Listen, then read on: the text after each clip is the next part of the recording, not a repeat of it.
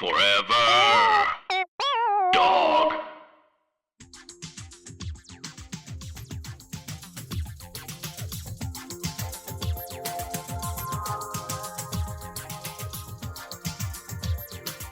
Now, what happens after 1 on the countdown? Does that mean the show?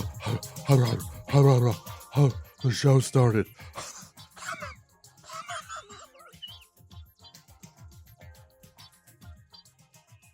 It's the best show. My name's Tom. I'm the host of the best show. Am I getting better from being sick? Yeah, I am. I was the one that was sick. You see it in all the memos and the mailings and things. Somebody's sick on the best show. Me! But guess what? Am I better now? Not really. But am I here to do the show? Yeah, I am. You know why? That's what we do in 2024. That's what we do in 2024. We fight! Or we just have fun, too. We can also just have fun. So, tonight, on the best show, I should mention, tonight on the best show, we have an exciting return to form for 2024. What are we going to do? We're going to do your predictions for 2024. You're going to call up 201-989-0012. We're going to write down what your prediction. And 12 months from now, whoever gets one right wins a prize. That's what we're going to do tonight. And we have other surprises and guests and little things happening here and there. And we got coming up later in the show, Danny Tamberelli is going to check in for Pete and Pete. We'll talk to him in a little bit. But right now, it's time for you and me to sit back, relax, and I got to do the show. You just listen to the show. Can we do the theme, please? Best show. Best show. Best show. Keep on laughing with the radio on Tuesday night. When all the other days have got you down, you'll feel alright. You'll feel alright. Over on the best show. Over on the best show. Best show. Best show. Best show.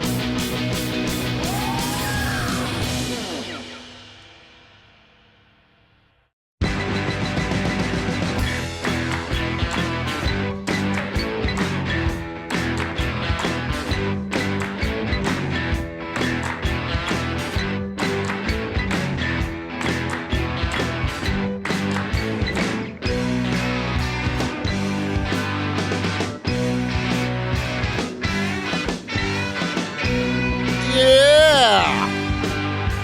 Hey, everybody. Welcome to the Best Show 2024. How are we doing tonight? Here in January of 2024, the beginning of the year. How's that treating everybody? We're all having a good time. We're all having fun, right? Everybody, welcome. We made it to another year. Looks like we made it, right? Looks like we made it. We did make it. Just heard ABBA, The Visitors, from the album of the same name. Some would say, Tom, you played ABBA.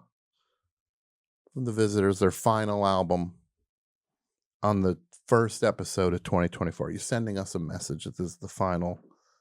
The best show is in the visitor section of, if we're tracking it as a one-to-one comparative. Are we in the visitors era now of the best show? I'm going to say this to you. No. Right now, I'm walking on that frickin' stage with the dude dressed like Napoleon. That's where we're at with the best show. We're all the way at the beginning. 74. Eurovision 74 is where we're at. 201-989-0012 is the number. If you want to be a part of the action, Happy New Year. I wasn't here last week. I was sick in bed with COVID. Round 2. That's right. Hey ho. The what is it? Is it a virus? What is it? What is it? Is it a virus? It is indeed. The virus so nice I caught it twice. Yeah, and it wasn't fun the second time around. Wasn't as hard as the first time around. First time, yikes, that was rough. That was 2 weeks of illness. This time, a few days. I got back up, did my thing. I'm a little tired. My energy ain't back. But you know what? The old brain pan's going 100 miles an hour. The old brain pan is better than ever. Are we done? Can I go home now? No. Everybody, don't get COVID. If you go to one of these bakeries and they have the muffins that have COVID on them and the ones that don't get the ones with COVID, even though they're a little cheaper. Splurge, get the COVID-free muffin.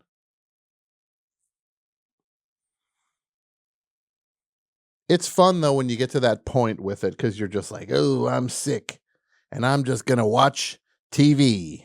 And then you're like, I can't concentrate on TV because my head hurts. So you end up watching 4 days of YouTube videos about Bert Kreischer and Tom Segura. You watch every version of every Tom Segura is losing his fans. Why Bert Kreischer's movie bombed. Well, I can tell you why it bombed. I watched 20 minutes of it on Netflix. Woof. The Machine. My review of that movie, The Machine, this machine kills comedy. Thank you, everybody. Thank you. This machine kills comedy.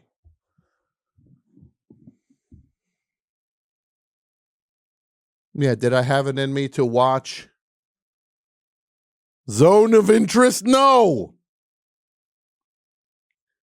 Did I have it in me to watch Ferrari? No. I couldn't concentrate. So I'm watching videos about Bert Kreischer. God help me. God help us all.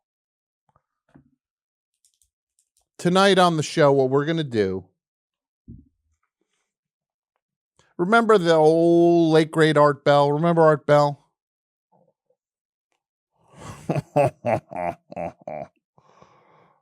We're talking about Mel's Hole tonight, dude. He was a guy who did a radio show, Art Bell Coast to Coast. It was on overnights. And he would talk about supernatural stuff, paranormal stuff, some light conspiracy talk, but this was like when conspiracy stuff would be filed under the entertainment category of things. Like, boy, isn't it fun to speculate about things rather than, hey, I think the president just implied that this conspiracy is real. Like, it was before that. Art Bell used to do that. And at the beginning of the year, what he would do would be he'd have a show where everybody would call up with their predictions for the new year. But what we're going to do is literally what Art Bell did. But We're going to keep track of all of them, and then we'll give 12 months from now, you might get a prize if you guess something. That's correct. That's what we're going to do. 12 months from now. I won't do it. I will no longer be with us. I will have shuffled off this mortal coil. I'll be watching from heaven, though, cheering you guys on. Cheering you on. So the number is 201-989-0012. If you want to get in on the action. In the chat over at twitch.tv/bestshowforlife. Fargo Kelly says, Tom, you're not going to heaven. Thank you. I'm going to heaven. I was good. I'll tell you one thing. If I don't get to heaven, the complaint window, look out. You don't want to be working that complaint window, because I'm going right to the complaint window. And I'm going to ring the bell. I ain't going to hesitate. I go to this dry cleaner every once in a while, and they have a bell, and then you ring the bell, and then they can't hear it. You hit it again. So then you have to go through the motion of trying to make sounds as if you're re-entering the dry cleaner. And I can see the woman behind a desk in the back watching television. So now I have to go in and like shuffle around noisily. Let me put my suit here on the counter. Then I ring the bell again. Ding. I think I'd freaking Hector Salamanca up in this piece, the way I'm ringing that bell. Hector Salamanca. Anyone? No? No Hector Salamanca heads in the audience tonight? Mike? Yes, sir. Sir, I like that. Any Hector Salamanca fans in the audience tonight? I don't know that name. R.I.P. R.I.P. Pat gets it. Pat gets it. Mike, you remember Worked with a guy named Hector? A show called Breaking Bad? Oh, okay. Ding, ding. Oh, Ding, okay. Ding, ding, ding, ding, ding. Okay, I didn't bring Pat on yet. I didn't bring Jason on. You both are strike one for each of you for 2024. It's like new best show rules for 2024. How many strikes? We're doing straight up. That's strike two now because you didn't let me finish my thing. Straight up vampire, straight up Lost Boys rules. You have to be invited in. Like a vampire. You got to invite a vampire in. But you know what? In the spirit of New Year's, we're striking those two. We're striking them. You're back at zero. Thank you. No, we have Mike. Hector Salamanca was the guy who rang the bell on Breaking Bad. Boy, he loved that bell. He loved his bell. Did he have the iguana? Did he have an iguana? Or a lizard?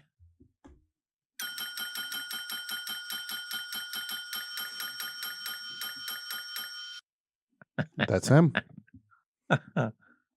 You know what he's ringing the bell there for? He was saying, does this woman at this dry cleaner know I'm here finally? So I got to like go try to make sounds to get the attention. Because what am I supposed to shake the counter? No. It might say gentleman on the door to where the turlet is. But I'm a gentleman. I don't shake no counters. Jason's here, Mike's here, Pat's here. Sounds like other four horsemen.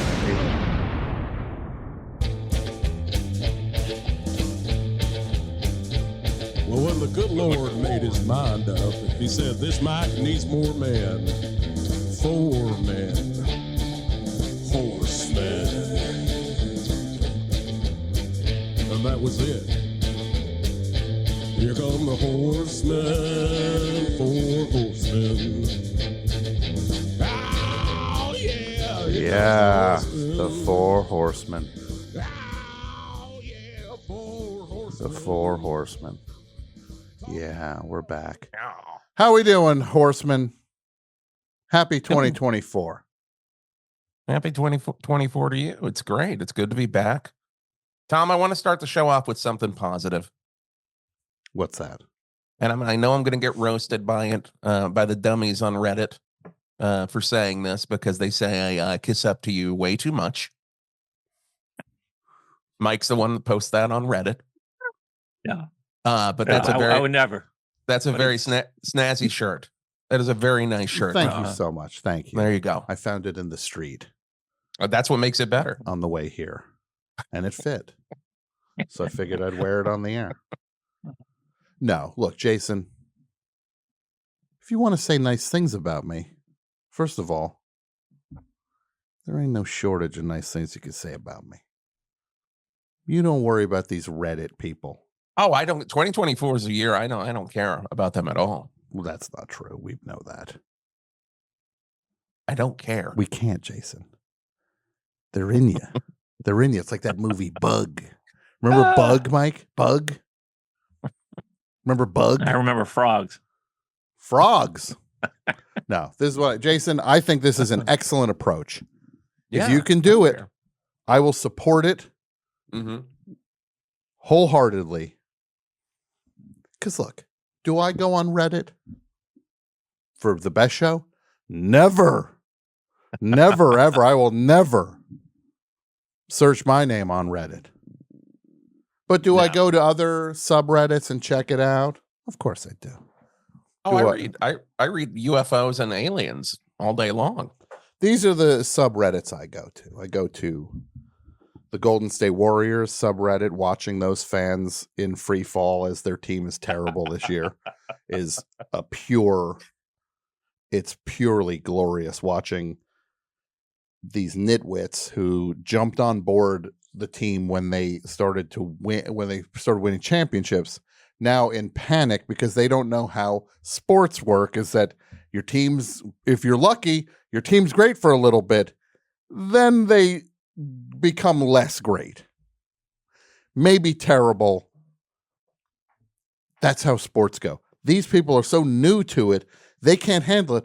So they assume naturally there's some sort of conspiracy. Well, it's obvious the refs have conspired against the Golden State Warriors and our team, the league and the refs. Yeah, they really, trust me, if the league wanted to stop the Golden State Warriors, they wouldn't have won 4 titles.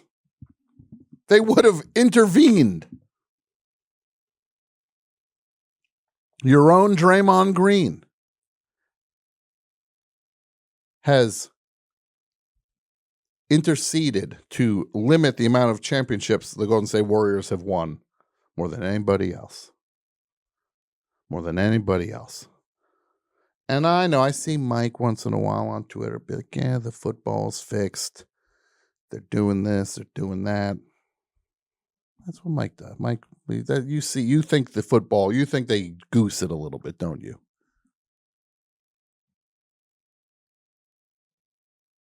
Mike? Pat? Here. Do we have Pat? Yes, sir. Do we have Jason? Yeah, well, yeah, I'm here. Do we have I Mike? had to take a call. Of course. Now Mike is working. Mike, you think there's a little bit of shenanigans with football, right? You think the refs tilt it this way, tilt it that way a little bit. Well, now that there's legal gambling money up to wazoo, it opens itself up to suspicious activity. What is the wazoo cap, Mike? How much is the wazoo? It's legalized gambling. Okay. Yeah. So much money. The NFL's making all this other money besides the gambling. It's just wherever there's money, there's shenanigans. But why would the NFL actually care? Because they want people to gamble, and but they're going to gamble anyway. Gambling, whatever happens. Yeah, people like gambling. I wasn't picking every game every week. I was concentrating on the New York teams because there's still a lot of illegal gambling in that area. Yeah. And, So you like illegal throwing down on a back room bet every once in a while. yeah. Right? Like the ones that are like I'm not like I would go to like bars with friends and there'd be the chart on the wall and everybody's putting $10 down and I had no idea. I could have won that thing and they would have just told me, "Hey, you didn't win." I couldn't figure that thing out. It was like this arcane chart with all of these little boxes on it. There was gambling pools in every bar in Bayonne. Yeah. Yeah. Those But are the then good there old were, days. real people who were, dealing with bookies too. I saw that activity. Now, this We have is- a 2024 prediction in the chat from Wes from the chat. 2024 prediction: Mike runs afoul of a bookie, gets roughed up. No, I think a more likely prediction would be me starting to be a bookie. that's 'Cause this, please you. this area is really ripe for pickings because Yeah. now I'm in this other area. Nobody's running pools at my local place. This is I'm what's like, what's going on? I see. This is my prediction for 2024. And also, you get one prediction each. I don't want to look and Wes did 60 predictions. You get one. So make it count. Mhm. I think Mike is heading toward Heisenberg territory in New Jersey. He's going to be like, you're going to go in, you're going to be like, "Hey, did, what's a good name for your betting persona? Or your bookie persona, Mike?" My bookie persona. Lou? What do you want to be called? Lou? Right? You don't even want me to incorporate Mike into it? No, because you are Mike. Yeah. Yeah, you don't want them to know how to find you. Yeah. You need to create this other character. Well, maybe I'll do a tribute to a one of my favorite bar pool guys up in Bayonne. His name was Moose. There you go. Oh God, Mike's, It was not his real name, believe it or not. Moose was not his What, really? Christian name. Christian name. No. What a I didn't know. What a I didn't rat. know his real name until like after years. I think it was Gary or something. well. Your name is Moose. This is what you're gonna do. You're gonna go in the bar. Yeah, I just won $700. I bet on the Eagles game with Moose, and you just start talking up Moose. It's a great bookie, good, kind of like the. I don't skip town when the game's over. Exactly. you're fair. You're fair. Moose is I pay up yeah. quickly. That was just- what was great about Moose. Well, that's what you're going to talk about. Moose pays. Moose just took a bath on this one game, and he paid. He paid everybody. You talk I about didn't Moose. even. I've never hit a pool in my life before, but I hit his $300 Super Bowl pool for a half, $700. So I won $400. He paid up before the game was over. That's it. And then you go, well, That's Moose. Moose, man. Then you go, yeah, I'll be right. I got a phone call or whatever.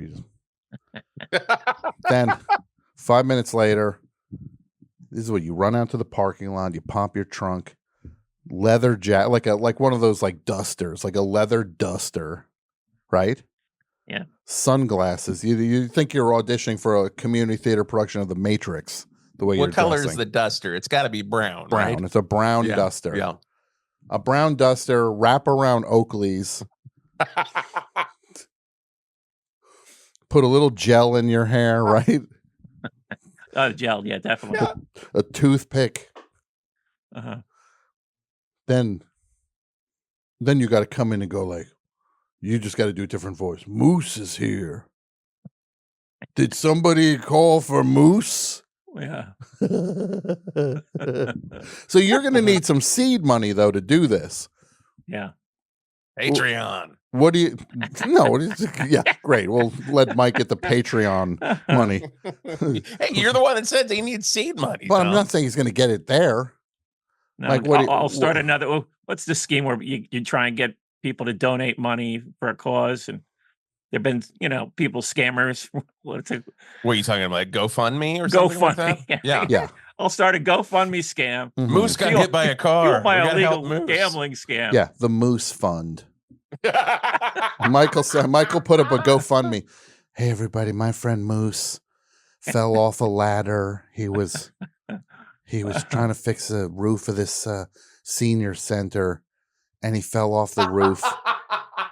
And Moose, his medical bills are going to cost like $35,000. Yeah. He's a great guy, and you're not even looking for 35 grand. You're looking for 4 grand. That's all you're looking for. Cover my bar expense. Yeah. And then now Moose has a little seed money to take your bets and to potentially pay them off. Mike, I think your 2024 is looking pretty bright. Can we do this as a podcast, the over under with Moose? Mike, it's your call. I like that title. It's your call, Mike. You think about it. I think Moose is the way to go. Pat, what do you think about this Moose thing? I think he needs like a co-host named the Bear or something, like Moose and the Bear. Mhm. Well, Or a driver named the Bear? I need muscle. Yeah, Pat, do you I want to need be some the extra muscle? Do you want to be the muscle, Pat? I'll be the muscle. You be the bear. You drive Mike around, right? You drive him around. Right. And then you go into the bar and you gotta talk like this now, right? You talk like hey, Moose is coming in, guys. No funny business, all right? Room for Moose. Everybody, Moose is gonna come in. Be cool. Carry one be of those old timey blackjacks.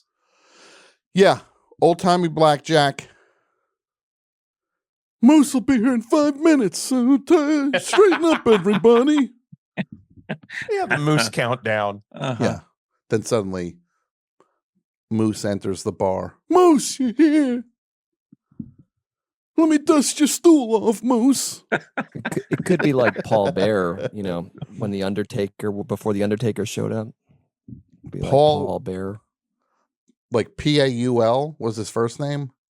Yeah, Bearer? it was a pun. It was a WWF pun. Mm-hmm. But he would show up and he'd be like the Undertaker. I love when wrestlers get into clever wordplay. Right? A jaunty little pun here and again from a wrestler. They're comedians. They're performers. They are. They really are Entertainers. our comedians. They're our Laurel and Hardy, our Marx Brothers. Where's that Cliff Nesteroff book?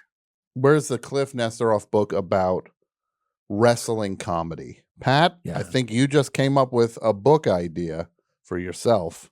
It's called The Comedians. It's called, Laughing in the Square Circle.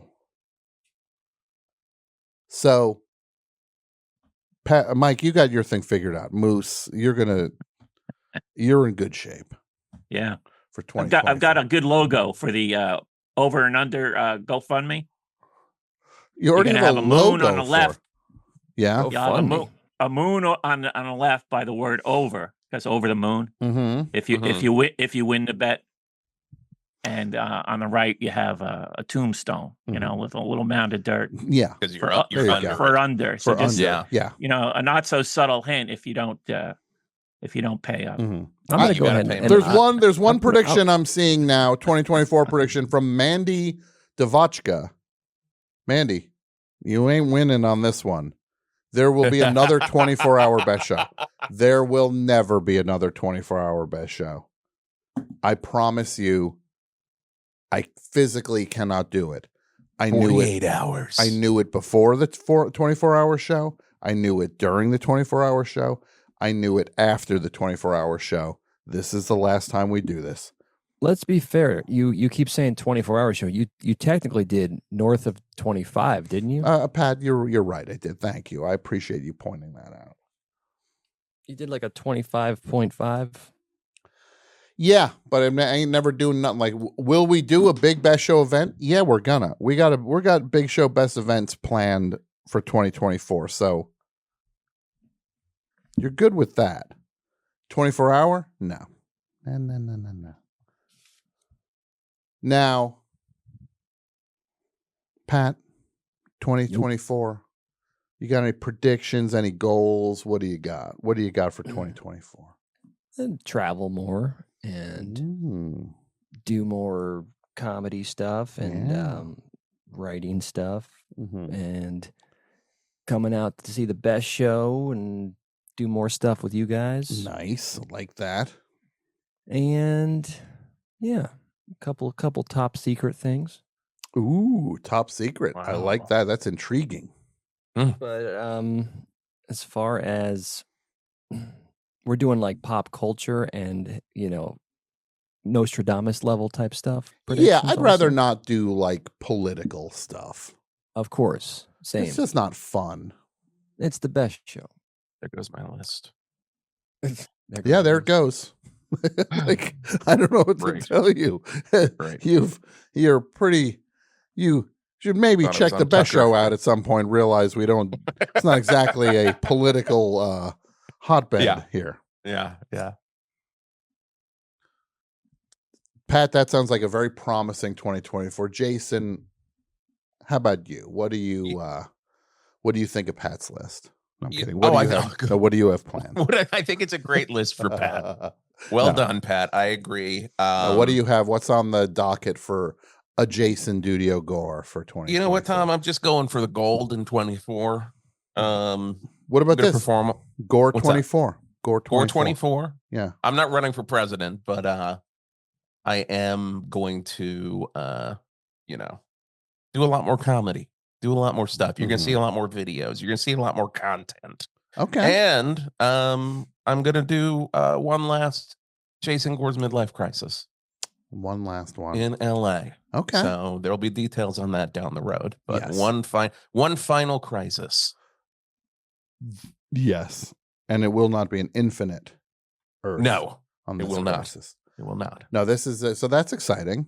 That's great. And I'm excited to be here on the best show, and we're recording more Meet My Friends this week, and we got stuff on the way. Yeah, stuff's happening, guys. Speaking of which, we got Patreon. It's patreon.com/thebestshow. That's how you support the best show. You get ad-free episodes. You get the audio, the video up there. Bonus shows like crazy. Meet My Friends of Friends that Jason just mentioned coming back. Rubenesque, the Rick Rubin catalog recap show coming up. We'll do another one of those soon. Make Mike Marvel happening every other week, I believe. Ask Tom, a new one of those just went up last week.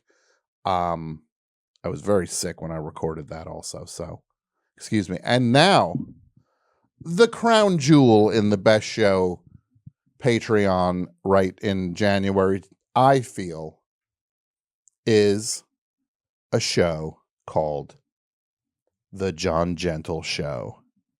We got a little trailer for you here, The John Gentle Show. It is 7 a.m. here in Passaic, New Jersey. And you're listening to WCCP, the sound of the City College of Passaic.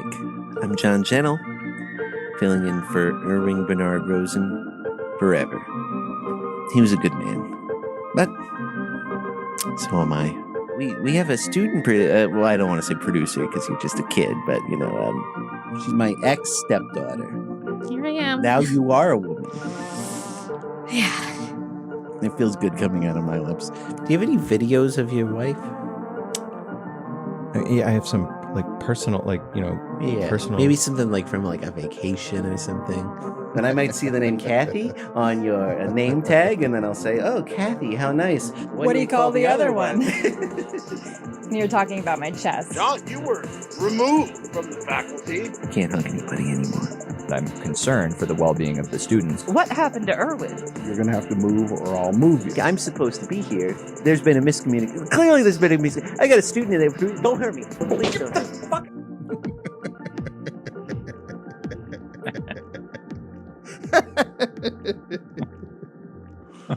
Mike. Yeah. I hear you laughing. I enjoyed it very much. Look, I'm not supposed to. I don't know if people know who plays John Gentle. I don't know if I'm at liberty to say that, but I couldn't be more happy to have the John Gentle show as a Patreon exclusive. It is so incredibly funny and so it's just really impressive. So hats off to Brett Davis and everybody who worked on that. Truly impressive, John Gentle. So I says to myself,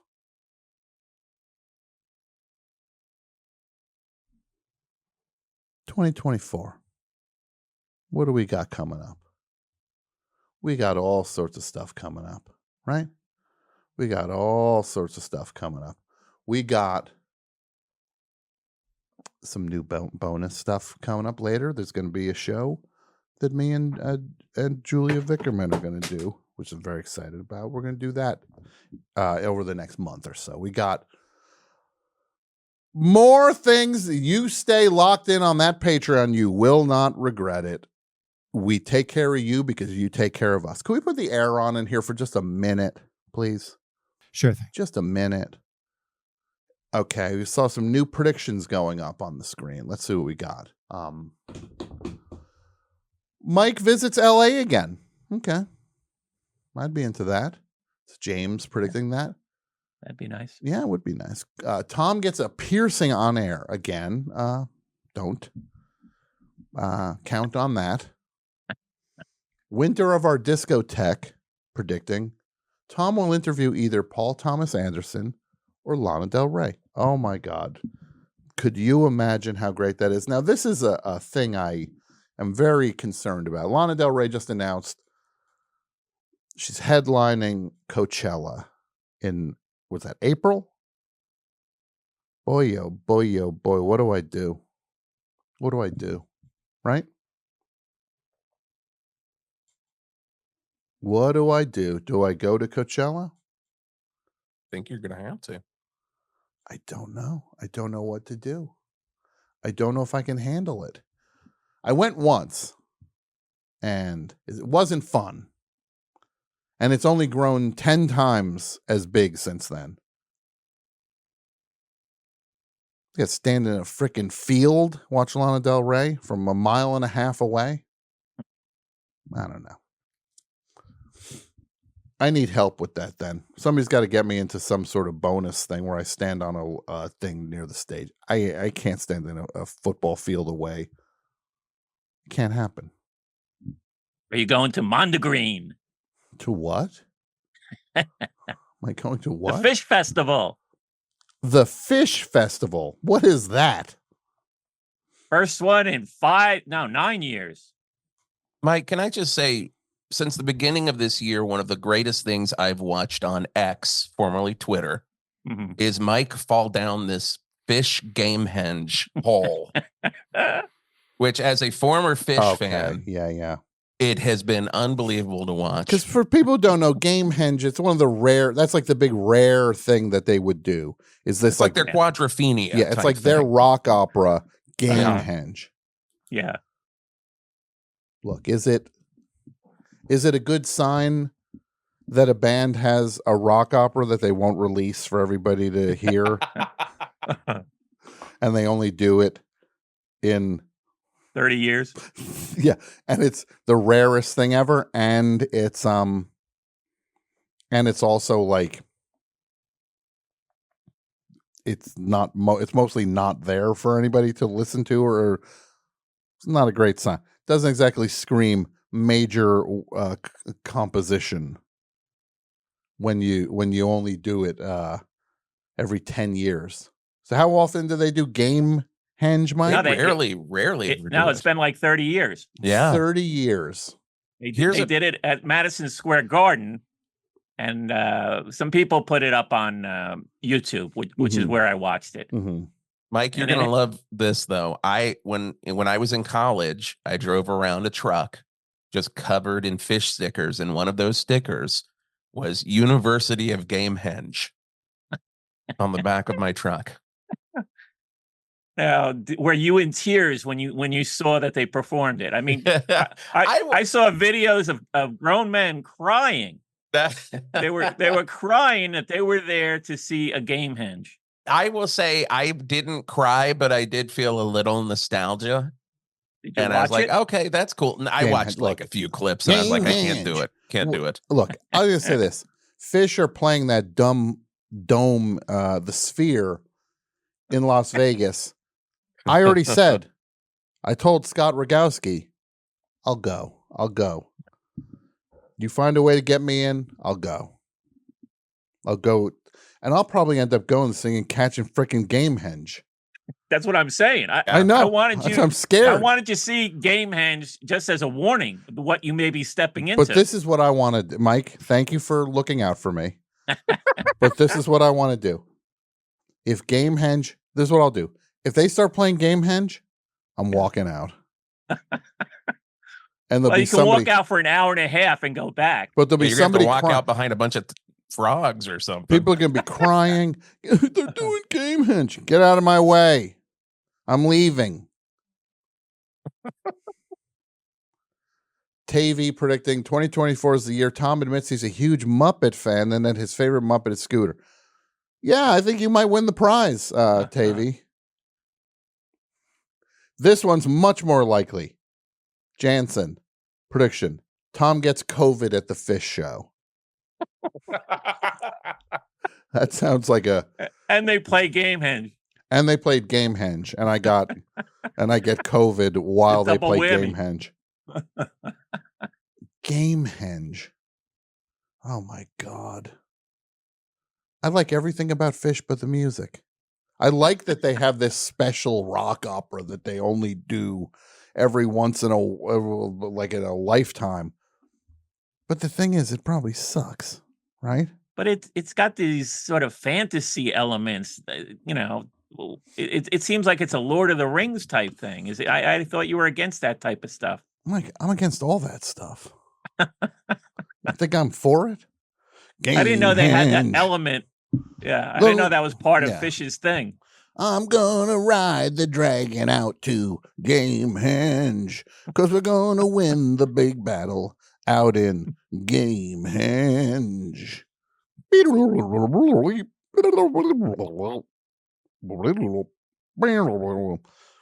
I am a leprechaun and I'm here to tell you about Gamehenge.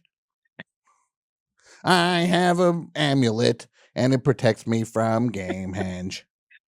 You're not far off. I'm not far off. You got to watch this video. You got to see the video, Tom. With this sword, I do declare thee Gamehenge. All right, everybody. Enough. Horsemen, stand down and stand by. Let's see what's going on the phones. Gamehenge. Hello, Best Show. Hello, Mr. Scharpling. This is Mike from Minneapolis. Wait, is this really the first call of 2024? This is not a good portent of what's to come. Dear Lord. Not a good portent of what's to come. Let me have a damn little sandwich of Dr. Pepper. Make it fast. I'm in a goddamn hurry. What was that? Was that you playing a clip there, Mike from Manhattan? Mike from Manhattan. Oh, how's that for hijinks? That's my favorite part. Mike from Minneapolis. That was from Smokey and the Bandit. Yeah. Now, Happy New Year, Mike from Minneapolis. That's correct. Happy New Year. Happy New Year. Well, you're not supposed to say Happy New Year after January 7th, according to Larry David. Yeah, well, am I Larry David?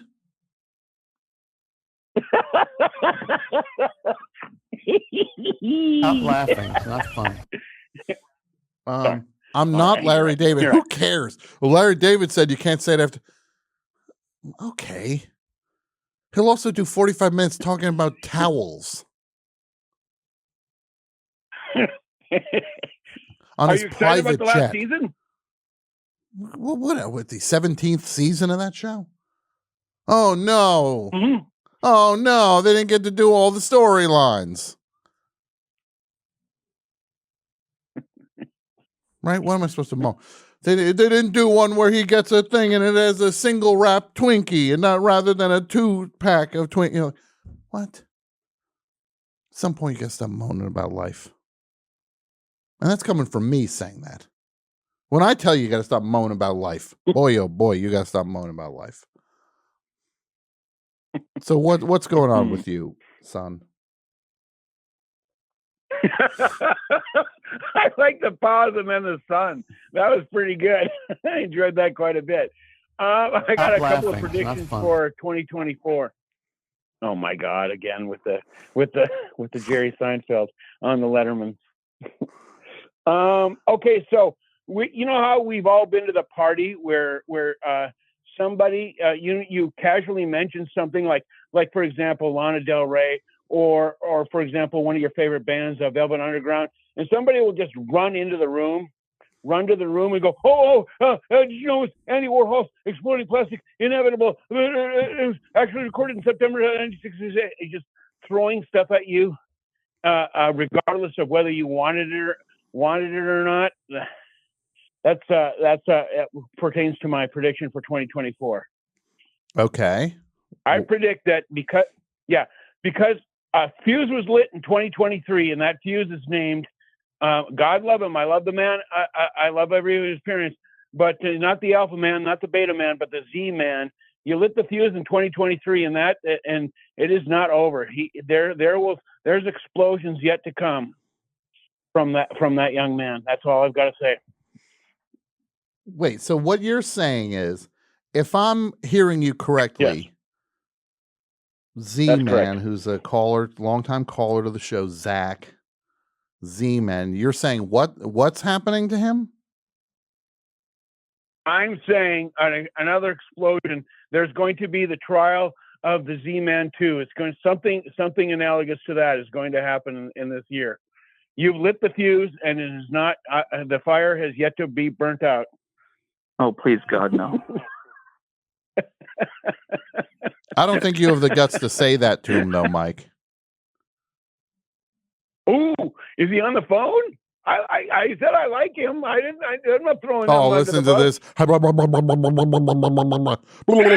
like him. It's like, man. More backtrack. Oh, funny. Yeah. Oh my gosh. It is the man himself. Listen to this. It's an honor, Mr. Listen to this phony. Listen to this. No, it's an honor, sir. An honor to speak to you. I can tell you right now. Both of you are on thin ice. Both of you. You're both on thin ice. I'll ban both of your asses for 2024. What did I do now? A-word. You're just the A-word. He's got us in a tight little noose, and he's pulling the rope. What? You are. I'm not. I don't think I can take weeks off with you anymore. I don't think you can handle the downtime. You get weird with the downtime.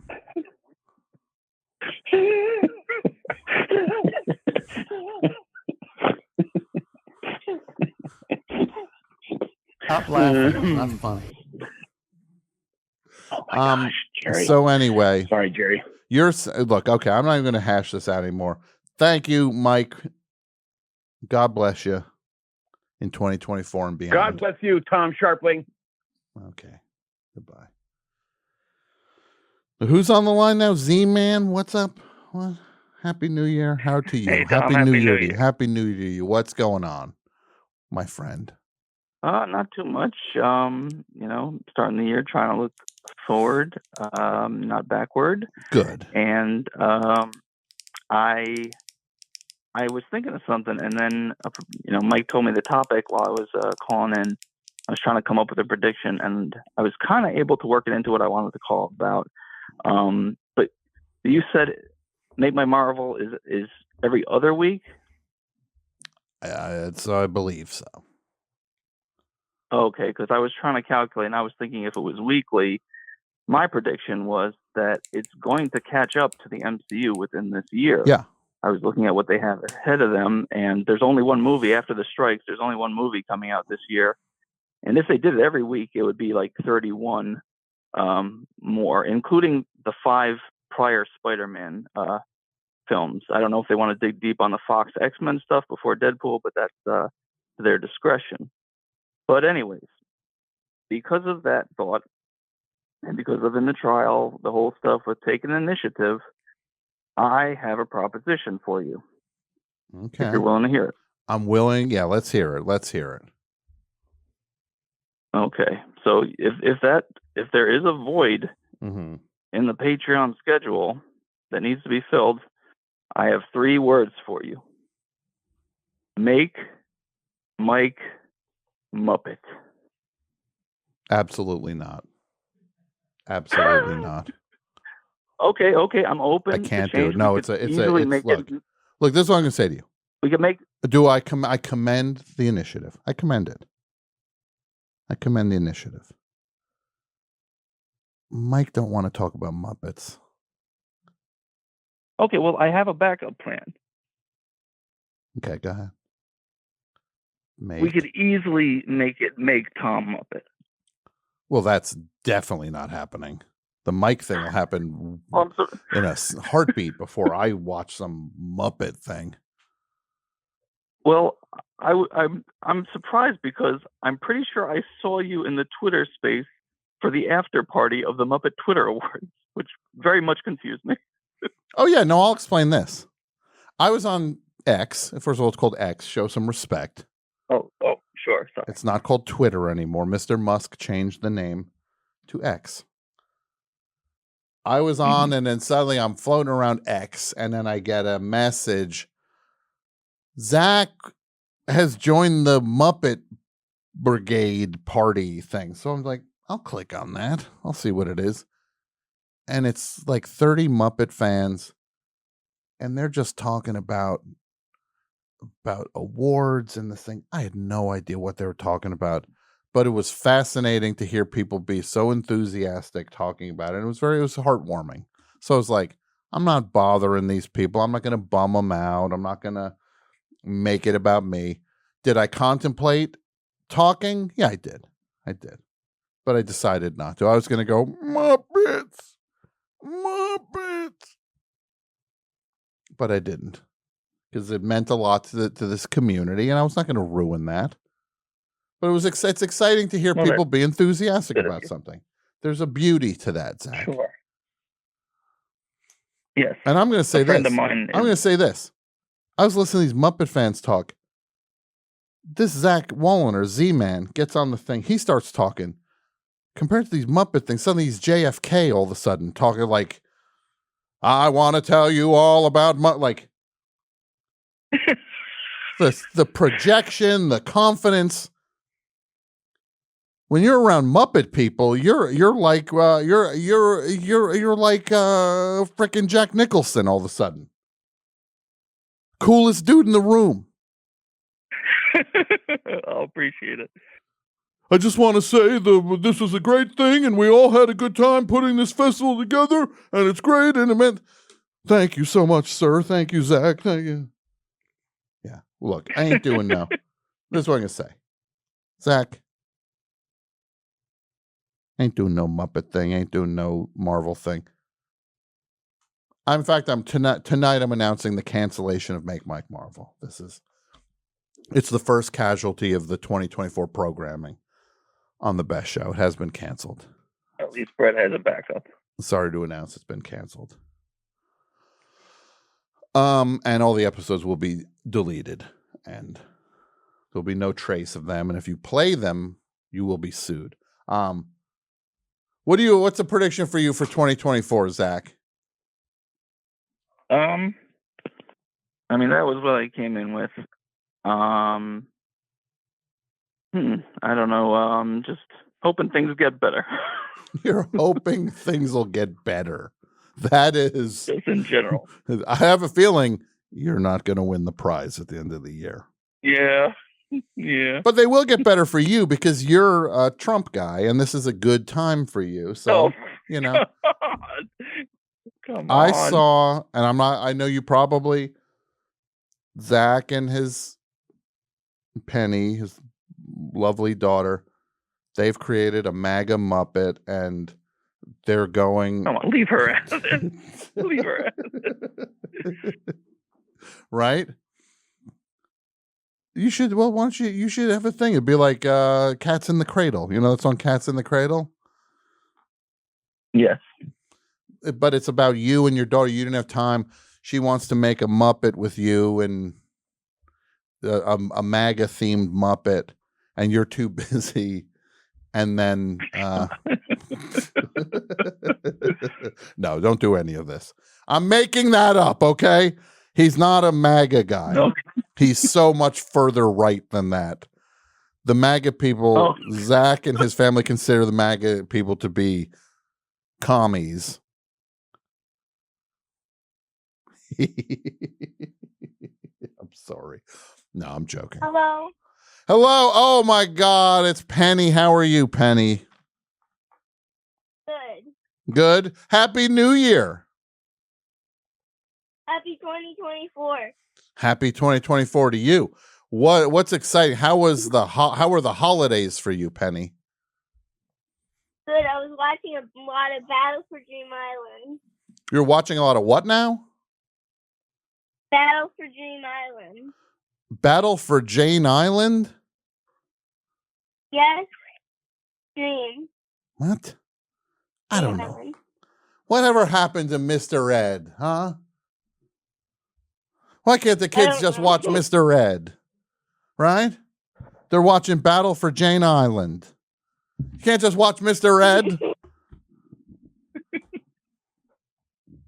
I don't know. I don't know why they don't. I don't either.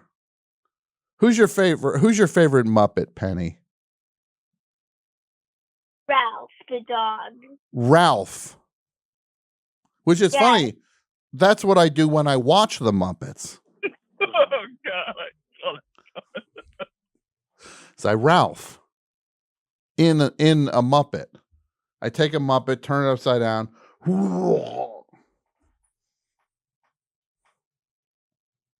No, Muppets are fun. Everybody loves them. They can't get enough of the Muppets. It's really a fresh, exciting thing for 2024 to watch these puppets from 90 years ago. Still try to put on a variety show, which they don't even exist anymore. They're also making a new Ninja Turtle show called Tales of Teenage Mutant Ninja Turtles Mutant Mayhem. And I'm currently wearing Raphael pajamas. Well, that sounds very cool. Raphael pajamas? Yes. That was actually the names that Michael Vick put under Raphael pajamas. Anybody get that one? No? Hello? Penny, thank you for the call. Z-Man. You're welcome. Thank you for the call. Happy New Year to both of you. I wish nothing but the best for your family. You too. Thanks. Have a great day. Bye. There we go. There they go. Now, I'm being told we have a guest. I just want to say something about the guests on this show. It ain't good. Usually, we get these guests. I had one guy on the show. This was his claim to fame. He broke into Brett Spiner's car and stole his CD sleeve. And he had the Broadway album from Barbra Streisand on it and Seasons in Hell with Slayer. Weird choice of music Brent Spiner's into. I'm not here to judge it. But it's 2024 now. We're leaving those guests behind. We've got a higher caliber of guests for 2024. We got the good stuff for 2024. And I'm going to say this. We're going to start off big. We're probably not topping this guest for the rest of the year. We might as well just jump right to 2025. I'm watching, I guess, shake his head, feeling like it's some sort of Ponzi scheme that he's stepping into to get ripped off somehow. No, it's very exciting. We have Danny Tamberelli is on the show today. Danny, how are you? I'm doing well. How are you? Good. Happy New Year to you. A caller yelled at me for saying, well, Larry David said you can't wish Happy New Year after January 7th. Do I look like Larry David? Larry David also told us to buy crypto from a guy that stole a bunch of money. Danny, so thank you what so can we much. do about that? Larry David said, well, go in heavy on crypto. Go with crypto. Yeah. Why don't you go to him and say, hey, Larry. Anytime after January 10th, you can't say Happy New Year. Yeah. No, you can say it as long as you want. I say until at least Easter. Yeah. And if I saw Larry David, I would say to him, hey, Larry, guess what? I did the thing you told me to do, and now I'm pretty bankrupt. Pretty broke. Yeah. I slap him on the head like the Benny Hill, the old man on Benny Hill. That old man. Do you think they had to put like a cream on his head at the end of filming? Like, because like the handprints. Oh God, yeah. Well, they weren't all in black and white, right? They weren't. No, they were. There was full range. Colorized. Yeah, full range of stuff. Now I'm a ginger, so I'm very. I see a lot of the pale skin and then the red blotchiness. I'm akin to. I see it all the time. I'm like, gotta fix that. You spot that from a mile away because you have. That's true. Glorious head of red amazing hair. Vision. Yeah, the gingerness actually enhances your eyesight. Danny, people know you from the adventures of Pete and Pete. That's correct. That is what I'm most known for. Is the first thing? Is that the first legit job you had? Was that show? The first legit job. Yeah, sure. I mean, they were like these teeny little interstitials in between commercials, in between TV shows on Nickelodeon. Mm-hmm. I was in Ryan's Hope. That was like my first real gig. Mm-hmm. Was that old school soap opera? Okay. And did you cry on that? Were you just like, no, doctor, can you save him? Were you doing stuff like that? No, I think my dad got blown up in like an IRA bomb or something like that. No.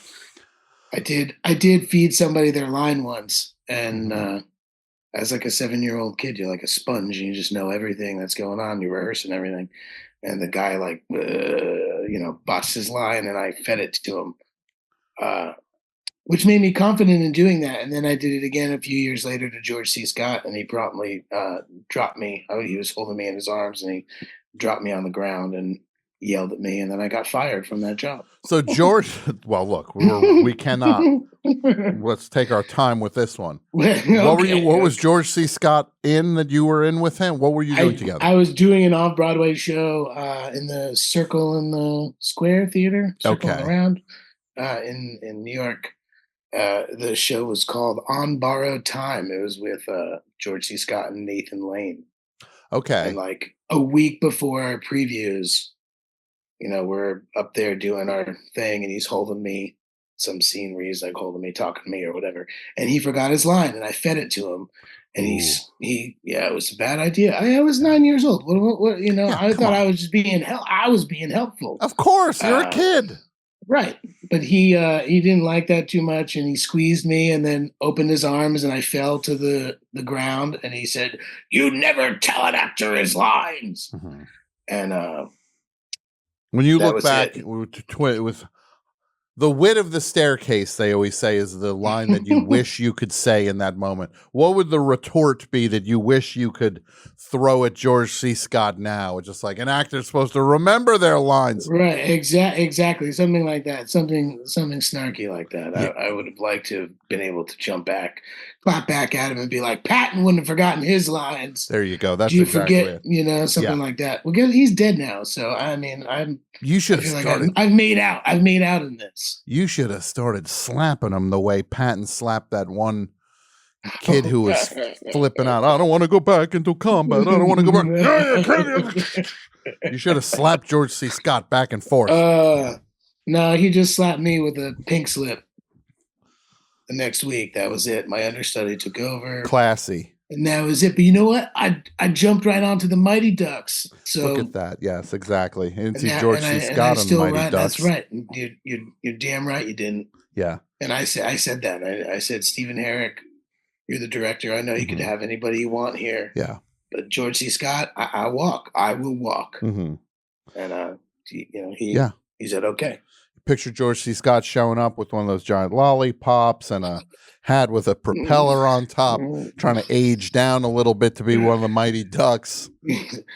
I remember the original 6. That was yes, George C. Scott. I remember when there were only 6 teams. They played outdoors, and there were no goalies had helmets. Yeah, it was a sign of strength to not wear a helmet. To take a puck to the head, it means you're a man. If you still had both front teeth, you're not doing it right. That's So, Danny, you grew up in New Jersey. That's correct? What part of New Jersey? Bergen County, New Jersey. Ooh, fancy. I grew up in Maywood and Hackensack and Wyckoff. Now, for people who don't know New Jersey, that's moving on up. This right is there. the Bel Air. This is the Beverly Hills. Depends on where you are. Wyckoff, Hackensack. They don't even let you think Hackensack is Bel Air. A guy like me walks into property to share with you. A guy like me walks into Wyckoff. It's like Rambo when he walked in First Blood. The cops are following behind me, trying to just say, "All right, time for you to beat feet, friend. Keep it moving. Keep it moving. Keep it exactly." They don't like the looks of guys like me in Wyckoff. Hey, I was the new kid in 5th grade. I came from Maywood, which is a smaller town right next to Hackensack. I would say that's a much more middle class town than Wyckoff. I went to high school in Franklin Lakes, New Jersey.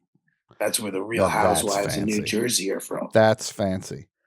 You see, I wonder if we can even count you as being from New Jersey. This is. These are the very Tony areas of the state. This is fancy town. Okay. Well, you know what? I wasn't going to bring this up, but I guess I have to now. NorthJersey.com as of a day and a half ago, because I have my Google alerts to my name set, so I get emails.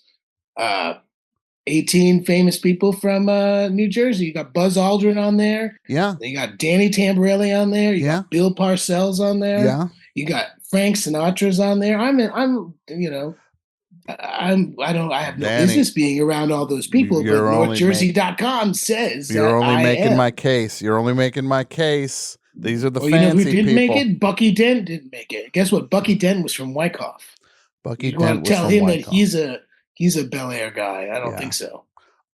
Now I'm from New Jersey also, and I not the height. My manager lived in Teaneck, so I used to drive by FDU all the time. It was fancy. It was very fancy. This is almost like you're technically from Connecticut. Oh, that is I've never felt such deep New Jersey feelings as I'm feeling right now, Tom. Thank you. I'm kidding. You are from New Jersey. You're from New Jersey. You're from New Jersey, Danny. I only got rid of my New Jersey license last year. I've lived in Brooklyn for 15 years at this point, because I realized that my entire tenure when I was on this show, all that, it was like sketch comedy show for kids on Nickelodeon. I turned 17 out there, and I didn't get back till May, so I didn't get my license, because when you're 17, you get your driver's license in Jersey. Sure. Yeah. But my birthday's in February, but I didn't get it until the end of May. So for the longest time, my renewal was never my birthday. It was always the end of May. But for some weird reason, my last one, it was up in February, and I got screwed because I was like, oh no, I couldn't go back. So I had to actually physically change it to New York ID. So you're picking at a scab that really hurts. It's time for healing. It's time for healing. Oh, please. So you did the show. What with the acting bug? We're not just going to stay in the past, but we'll talk a little bit. No, you do whatever you want. No, but I want to just like you didn't stop. You're not just like remember yesteryear guy, and it's just like you lived a full life. And we're going to talk about stuff you're doing right now. Just want you to know we take Harry on the best show. These other podcasts, all they're going to talk about is Pete and Pete. They act like you got frozen in a block of ice after Pete and Pete ended. Where did I did roll down a block of ice? I rolled down on a block of ice in South Orange on a big hill for Pete and Pete. See, now he's getting to the oranges. One of my big memories of being a kid on TV. Now, how many other kids got to fly down on a block of ice? Look, you're like, it feels like fancy. It's like Stop it. How did you decide? Where did the acting bug come from? Is it in your family? Did it just come out of nowhere? It came out of a mall in Jersey where I was like a little kid talking to some random stranger who happened to be a manager, who gave my mom a card and said, "Your 3-year-old is very talkative and could be on TV. Mm-hmm. You should call me because that's what I do." And she sat on it for a while. Mm-hmm. And when I was 6, I don't know, I was like in some grocery store and some lady was like, "Can I see you on TV?" I was like, "My mom says I can't be on TV," just being a punk ass little kid. Yeah. And that was it. She was like, "Oh, well, I'll do it." And I booked the first commercial that I auditioned for, and then amazing. And that was it just kind of snowballed from there. They're like, in the 80s, it was the redheads with the real red hair was a hot commodity. You could be a bully, you could be a creepy person, or you could be a cute little kid. Yeah. So, or all three. You'd be all three. Or all three. Yeah, that's true. So you think about this now with a little perspective as an adult. With 2 children. So let's say this. Danny Tamberelli's walking through the mall with his 2 children. And then some guy comes up and goes, "Hey, one of your kids is pretty talkative there." How fast would you shove him off of like shove him down to the bottom floor of the mall? "Hey, your kid's got your 3-year-old's a little talkative there, huh? Here's my business card." That manager is back on the escalator again. Yeah. Just send him right. Could you imagine? Send him down. But it's just like it would be a good viral video, I would imagine. Yeah. I mean, there's a version of things that thankfully didn't happen this way. There's a version of things where you are just being found by the police after having been kidnapped for 40 years by the guy at the mall who raced you in a pit. Yeah, the ball pit, in fact. Yeah, he has his own ball pit. He had you. He said to your mother, he's a manager. "I'll take him to the commercial shoot. Okay, don't worry. You don't have to worry about it. You got 2 other kids to worry about. Let me take him. I'll take him." He's good. He's fine. I got him. Hey, yeah. You want to play in the ball pit? Well, you maybe. Like Cinnabon? Yeah. How about Auntie Anne's? You like pretzels, kid? It's a pit behind the mall that he was keeping you in. Yeah, you like got some Auntie Anne's left over here. Yeah, and I was found by those in quotation those urban explorers that you see on your TikToks and your Instagrams, being like, "This house has been abandoned. This mall has been abandoned for 4 years." Yeah. And then you find me in the basement of it. Yeah, like Barbarian. Yeah. Oh yeah. This is like I can see this. This can be like, what's that Jodie Foster movie where she's in the woods forever? Nell. Yeah, which is like this is like a exactly. It becomes a 21st century Nell. Yeah. Me in the basement of the mall. Danny Tamberelli is Nell. Oh, camera. I'm going to say this. As much as I would love to have seen this timeline, sliding doors, I'm glad it didn't happen. For the sake of you too. And your family, I'm glad this guy turned out to be reputable. No, yeah, she did. She was Shirley Grant was her name. Mm-hmm. She also found the Jonas Brothers, who's also from Wyckoff. Oh, I'm proving your point again. God damn it. Yeah, those fancy Jonas Brothers. I used to work at a bagel store in Wyckoff, and they used to come in, and their parents used to come in and give me weird looks like they, their kids had watched me on TV the night before, and then I'm there making your Taylor egg and cheese, salt, pepper, ketchup. Now, that's the most New Jersey thing ever. Now, when you, how many years did Pete and Pete go for? 89 to 95. Okay. So the first 3 years were like these little vignettes, and then we got these specials, and then they rolled it into the season 1 that had 8 episodes, and then 2 12 episode seasons. Okay. I believe my friend Phil Morrison directed an episode of Pete and Pete. Did Phil direct? Right, Phil's one of my best friends. Yeah. Yeah. Phil's all right. Well, I didn't realize the 6 degrees is so it's close. much closer than you could have ever imagined, Danny. Now, you move on. The show goes. You kept working though. You always kept working.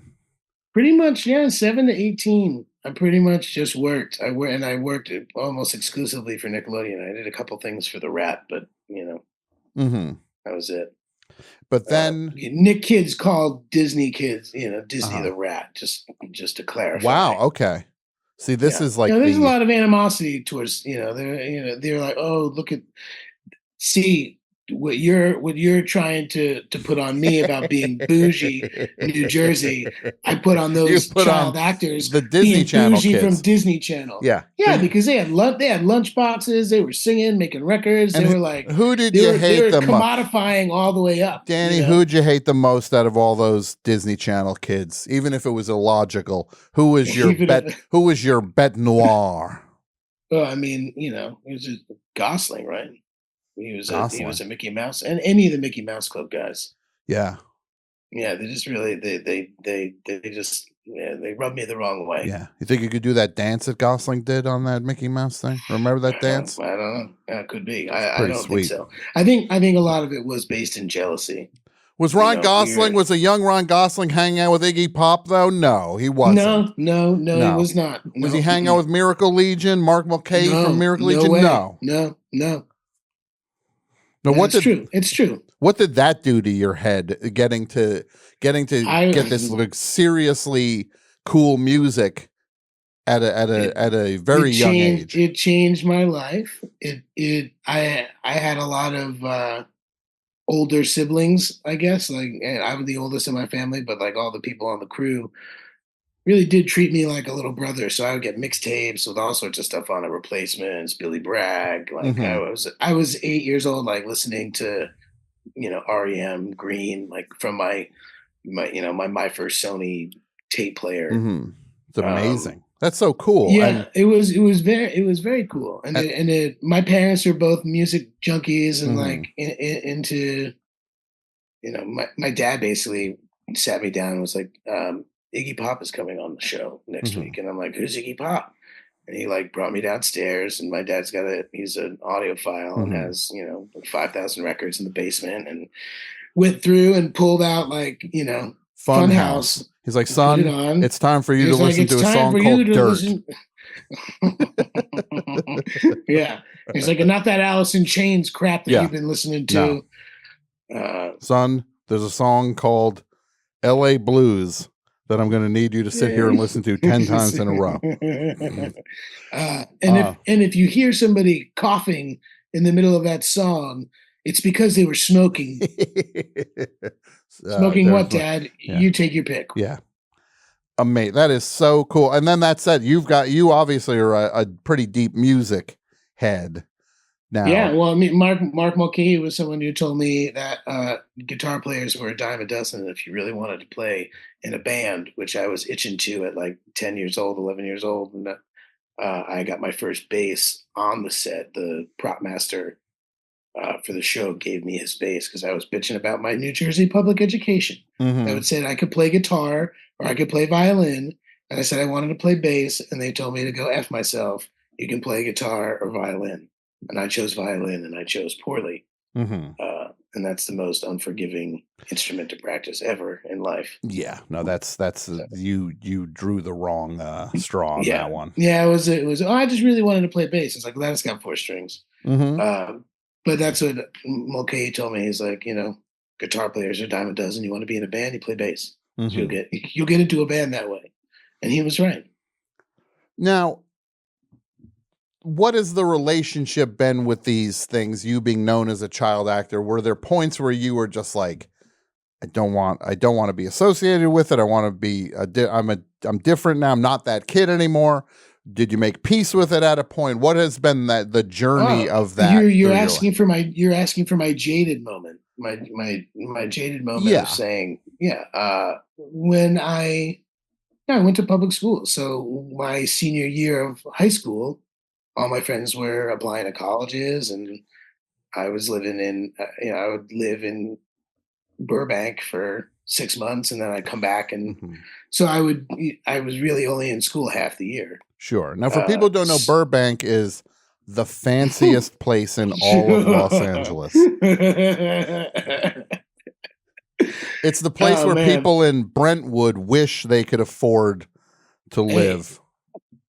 I lived a 7-minute drive from Tower Records, and I blew all my TV money there every week. Every week I got a paycheck. Yeah. I got a new expensive ass box set. That was my bouginess. Sure. Was going to Tower Records and seeing, what's that expensive 6 CD box set? Yeah, I'm going to get that. Yeah.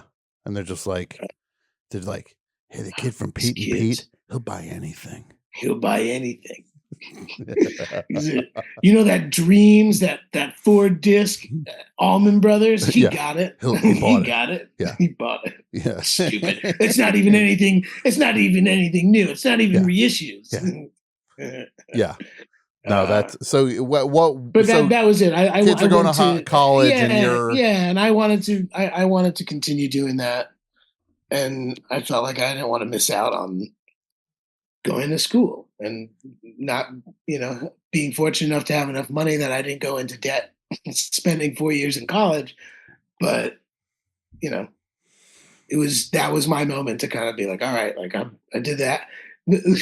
I said, I'm always reading somebody else's words and taking direction from somebody else. Music is my own, man. That's where I was at. Yeah. It's like, I was writing songs, and, all that stuff was my own, and I didn't take anything from anybody else. And I'm 18 years old and been, working pretty consistently, and wanted to just kind of fuck off, really. Yeah, no. And that's the way it's just like, it's, you're supposed to go through that. It would be strange if you never let and go. I got a lot of friends. I have a lot of friends who are in the business who chose to stay and work, I could have been Nick Cannon, you know what I mean? I could have been in Drumline if I'd stayed out there long enough. Sure. They would have found me something. No, and I was thinking that. I was like, when I watched Drumline, I was like, well, this is all well and good, but I wonder what would this be like if Danny Tamberelli was the star of this thing. Yeah, I had long hair. I could do some hippie stuff. Danny Tamberelli's Wildin' Out. All the shows. Now all of them. Could have been me in that cool spiky punk rock leather jacket. So at some point, when do you make your peace with everything and you start to feel, okay, I see where this can fit into who I am now? When I graduated college and I moved back to Jersey for 6 months, and then got an apartment in the Lower East Side. And then I was in New York full time and trying to figure out how to do what I want, and music stuff. I was writing sketch comedy. I had a sketch group in Brooklyn for a while called Man Boobs. Boobs Sketchy Comedy. Okay. Now, did you run out on stage super enthusiastic? Nothing makes me more uncomfortable than when the improv troupe runs out on stage super pumped and enthusiastic, and I'm just like, in the audience, I'm like, I can't handle that level of enthusiasm. No, we were. Hey, everybody, we're Man Boobs. Yeah, everybody, like. No, we were certainly more of just three bumbling. The Man Boobs was a double entendre. We also had Man Boobs, but also were a bunch of idiots. Sure. So it was more of it was less in your face and slapsticky and more just kind of. But you know what I'm talking about, that energy. Oh yeah, that energy. Yeah. I can't. Kim, oh, I'm so happy to see you. I need a word. What rhymes with orange? And then people like everybody's like, you son of a bitch. You said orange. You opened with orange. Yeah, I can't. I would just say like, I'm leaving. I'm out. I'm out of you. That's enough for me. I'm leaving. A crowded improv theater where it's the most noticeable thing that I'm leaving. Oh, not just any improv theater, Tom. The People's Improv Theater. The People's Improv Theater, which was amazing because that theater answered the question, what would it be like if a theater had the seats at a 100-degree angle where if you lean forward, you fall.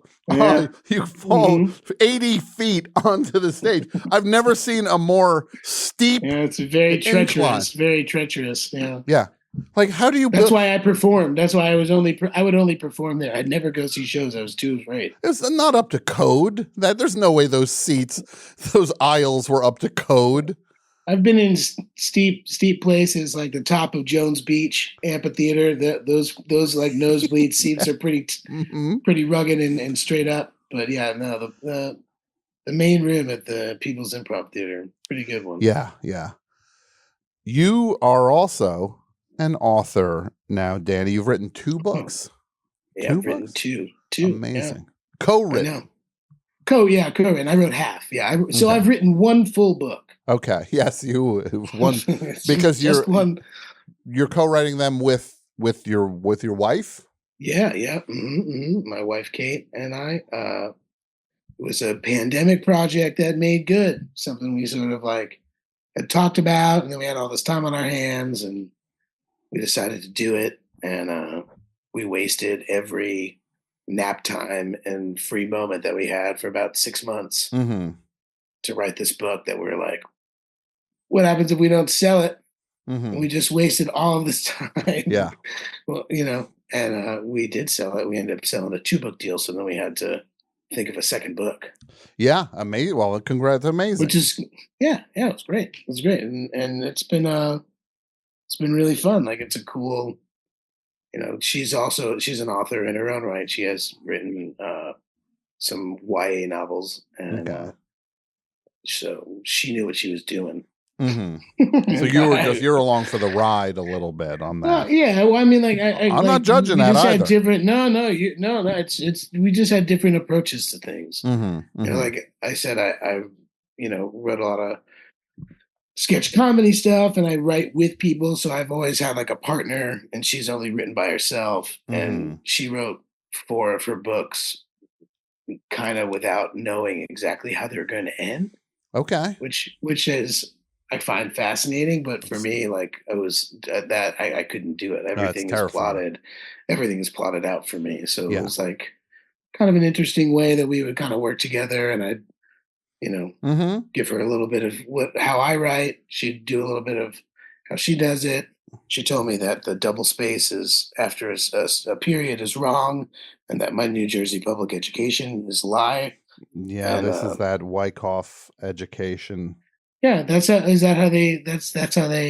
Well, because if you double spaced after every period, and you were applying to Harvard, you probably would get in. That's what I'm saying. It's that trick. They're like, that's how bougie you are. You double space after every period. You must have gone to, the smart school. Yeah. Now, author, actor, improviser, musician. What's next for Danny Tamberelli? What's on the list? What's the thing you wish you'd tried that you haven't tried? Maybe for 2024, an exciting new endeavor. What could it be? Finding I'd go.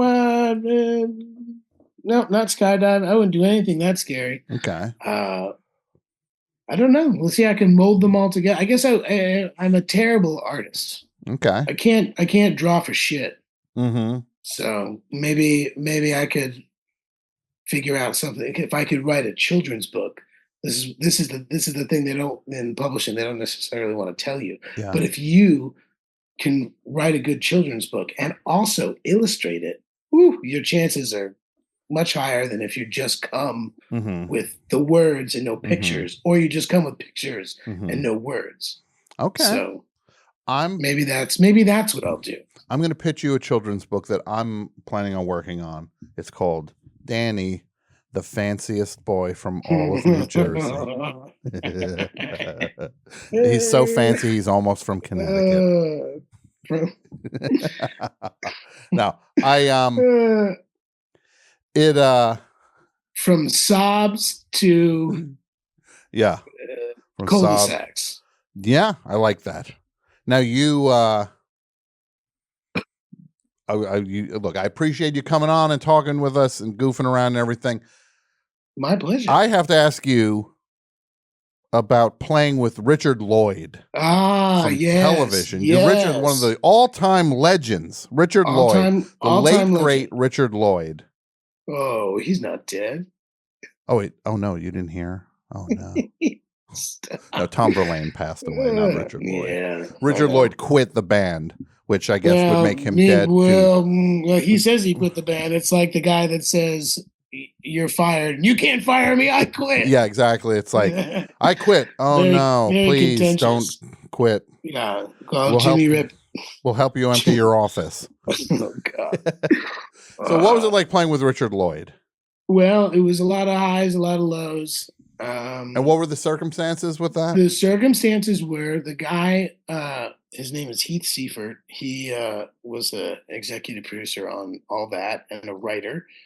And he was kind of like my California buddy. And he played with the Angry Samoans for a little while. He has his own band called Backbiter. That is a pretty cool, like Cali, like LA punk rock bar band. And so he would just get me hip to a lot of stuff. Like he got me hip to the Minutemen and got me hip to Cat Power and got me hip to so much stuff. The Pixies. I mean, again, it was like I at every turn I was being like force fed people's like particular tastes in music, and I was just able to kind of pick and choose what I liked. And he introduced me to television, and Marquee Moon was it came out on February 8th, 1977, which is your birthday. Born February 8th, 1982, so it's a cosmic thing. My birthday, Danny, February 9th. Oh, really? Yes. Love of that. All right, cool. Well, we 1997. February 9th, 1997 was my birthday. Well, from 11:59 on the 8th to 12:01 on the 9th, we should just say that's our time. It's our time, Danny. Birthdays. I think that's a beautiful thing. Yeah. But he was friends with Richard Loyd on Facebook, and he was looking for a bass player in New York, and he just sent me that link, and he was like, "I know you live in New York, and I know you love television. Just go meet him, like whatever, like." You know, he's kind of a kooky guy. I'm like, yeah, I know. I've seen a little bit about Richard. And I went and I auditioned for him, and it was like, great, you got it. You know, and J.P. Patterson was playing drums, and he was from the Dictators. And we did a really like fun tour, and the first like show was in Cleveland, and we were like at some gas station somewhere outside of like Pittsburgh, and he was just like, I gotta go to the bathroom. Here, you should read this. And he threw a Guitar World magazine in the back seat, which is a reporter on tour, on his last tour, that had Billy Ficca playing drums from television. Legendary, yeah. And this article is like, it was just kept reading like, this is so bad. It was basically like Richard like having a mental episode and like sticking needles in his face and eating onions and like you know, hitting people and just having a bad enough time that the guy from Guitar World and Billy Ficca and the bass player all left him alone on tour, and we're just like, we're done. And this is in the article, and we're sitting in the back of the van, JP and I, and we're just like, fuck, like what are we gonna do? Mm-hmm. And so we hatched our own like potential getaway plan if need be. But he was fine. It was just like one of those weird, like he just wanted to like make us scared for a second just to do it. Sure. To be like, you should check this out. Yeah. And not unlike George C. Scott. No, I know the George C. Scott voice and Richard Loyd's voice. They kind of get molded together as one. And one people human. and people really did refer to George C. Scott as the Richard Loyd of acting.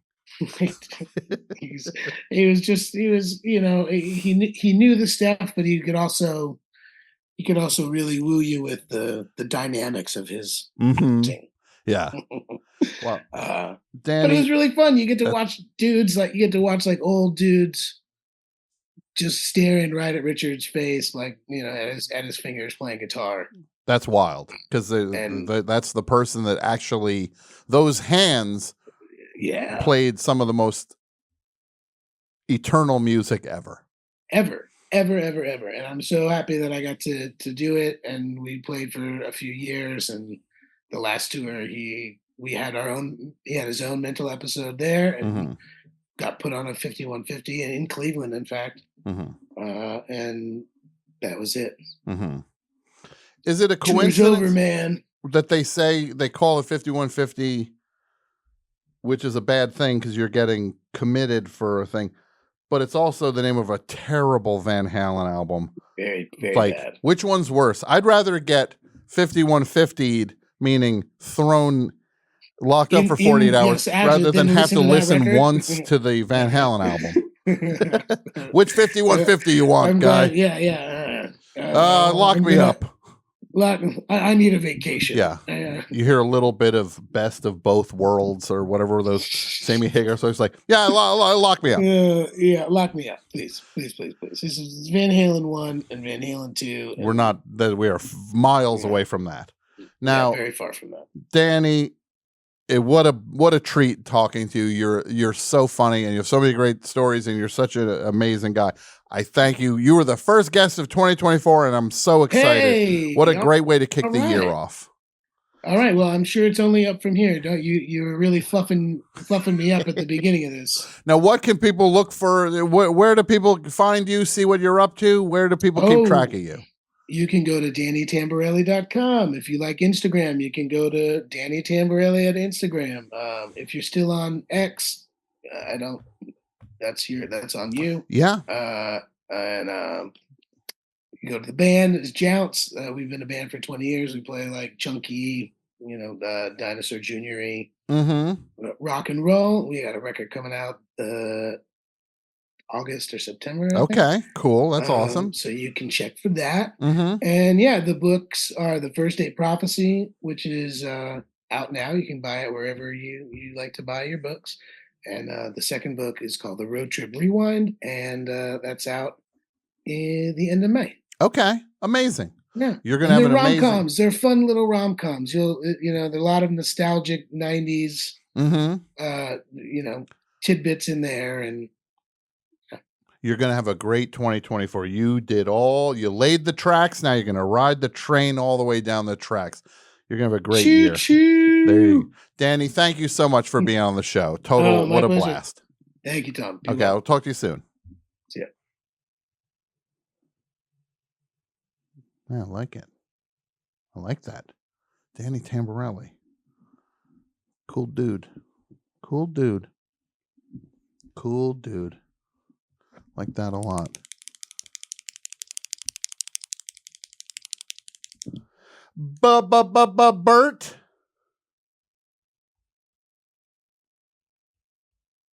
Bert Yanch.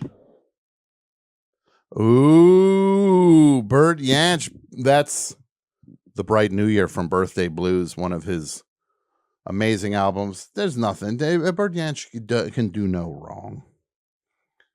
I listen to Bert every night, pretty much. Every night. Just the best music. Fits my life. Bert. Bert the Machine yet. No, he's not the Machine. There's only one Machine. That's Bert Kreischer. Bert Yanch ain't the Machine. You take that back. You take that back. Let's see what's going on the phones. 201-989-0012 is the number if you want to call up and be a part of the show.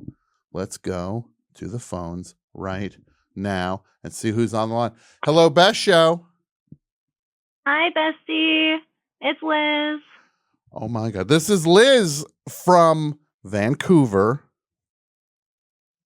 Our friend, the fanzine queen. I think we have one of your fanzines over here. Look at this. We have one of your fanzines actually on the cart. Right there? Fanzine. It's one of your fanzines. Look at this. Agora. Oh, that's so Agora. nice. It's called Agora. Liz does these collage fanzines. They're very cool. So check that out. Some of them have not family-friendly photos in them. Don't gather the whole family around. Screen them first before you call the kids in to look through the fanzine. That one's got a puppy on the front. It must be fine for everybody. It does have a puppy on the front. How could it be? It can't be wrong if it's got a puppy on the front. What's going on, Liz? So, Mike told me to come up with something for the topic, but I'm a rebel, and I need your help to predict what I'm going to do this year, because you gave me really good advice last year. Okay, let's see. This is the thing. Last year I traveled. That was good advice. You traveled last year. This is what you're going to do this year, Liz. You're going to do. How many fanzines are you going to do this year for 2024? What are you thinking? I like that. What would be the goal? How many did you do in 2023? In 2023, I think I just did the one. That's the thing. I've been kind of doing one a year for the last little while, but then I'm like, I'm making foldies, I'm making little ones. I feel like I don't know. I'm on a bit of a roll with it. I want to do multiple this year. At least more than one. Goal number 1. 4 fanzines, one every quarter, one every season. What do you think about that? I think I can do that. I think I'm most of the way done on. Yeah. And I already made one if we kind of count the mini. Look, you already got one down, 3 to go. You got 50 weeks to do 3 fanzines now. Look at that. Oh, I love that. That's perfect. Then, yay. What's another thing you want to goal for? What's another area of life you'd like to do something? You said you did travel last year. What about Should I keep that going? What's that? Should I keep that going? Should I keep traveling? Sure. Should I go somewhere different? Same places? What if you go to, where would you want to go? Because you're in Vancouver, British Columbia, Canada. Vancouver, British Columbia, Canada. The great Nardwuar, the late great Nardwuar. No, he's alive. He's fine. R.I.P. R.I.P. Rest in power, Nardwuar. He's alive. Nardwuar's alive. Let's think. Where would you want to travel to? Where would you want to travel to? I took the easy one this year and I went down the coast. Yes. I feel like that's the logical one. That's the thing. What if you go up to? I can fly. Go to Antarctica. Oh. No, don't go to Antarctica. What? I can go to Antarctica. I wouldn't be so nervous about meeting new people. Wouldn't be too many people to meet. What if you went? Where in Canada have you not been that you want to go in your own backyard? I haven't seen a lot of Canada. I haven't seen most of Canada. Maybe I haven't been to Alberta as an adult. That's the thing, one province over. I haven't even given it a go. Alberta's sitting there for the taking. That's the thing. But I mean, I've been to Toronto when I was a kid. I could go to Toronto again. That'd be fun. I got a good friend in Toronto, my friend Valerie. Look, Toronto, we all know how people in Canada feel about Toronto. And then I don't love it. These fancy Toronto people think they're better than everybody else in Canada. They just do. They don't have, there's no French element to Toronto. Is there a bilingual component to other cities in Ontario, or is that specifically a Toronto thing or an Ontario thing? A Quebec thing. That's Quebec. Okay. Bilingual. I mean, I guess there's text everywhere, but I speak it. I could get by. Because when I would go to Montreal, you go to Montreal and you go to a store and then they say bonjour, and I go hello. This is the way they know I'm only going to talk English, and then they just go yes, hello, yes, and they drop the like they want to lead with French, but they will accommodate English if you make it clear that's where you're talking. You go a little further north, you go to Quebec City. There's people there. They ain't brave. They're not going to talk. They're going to speak French. You got to roll with them. It's less accommodating. But you can speak some French? Yeah, I did immersion in school. I technically graduated in French and English. That's impressive. But it's been. What about? Okay, go ahead. No. What if you did a fanzine in French? Ooh, look at that, right? That could be fun. Yeah. That would force me to use text. We've been talking about that. Force you to put some text pictures in there. You got to get some text in there. Really? I think this is. I like that. I think this is great. There we are. You embrace your full Canada-ness in 2024. Right? You get a toque. I'm into that. You get a toque. Right? What else do you need to get? Some back bacon. Right? What else? Of course, some poutine. All the classics. You get a Tragically Hip album. Oh yeah, and then put the Tragically Hip album on, and then wear the Rush shirt, and then no one can fight me on that. That's exactly it. You become the most Canadian person ever. What if you did that? You decided for 2024, I'm going to be the most Canadian person ever, to where when you get your blood drawn, it comes back and it's like your blood type is all dressed. Because you've got so much Canada in you. You only eat all dressed chips. You only eat Coffee Crisp and Aero bars. Coffee Crisp, man. They are not around. I found them here, and they were expensive here because they're imported. Do you like? Oh, I love Coffee Crisp so much. Oh, I love coffee. I can get you some Coffee Crisp. That's easy. Oh, this is the way to start 2024. Andrew, best show, Andrew. What's that, Tom? Have you ever had a Coffee Crisp? I have not had a Coffee Crisp. Is this something that they do in Vancouver? It's something they do in Canada. It's a candy bar now, Andrew. I want you to picture this. Yes. Picture, those like stupid bars that are like the peanut butter chocolate candy bars. What? Not Nutter Butter. Those are cookies. What's is it Reese's Fast Break? Kind of like that, but no peanut butter. Chocolate, crispy wafer cookie with a little hint of coffee. Oh, flavor. That actually sounds pretty good. It's so good. Yeah, I need to get that next time I'm up there. It's so good. Mike, Coffee Crisp.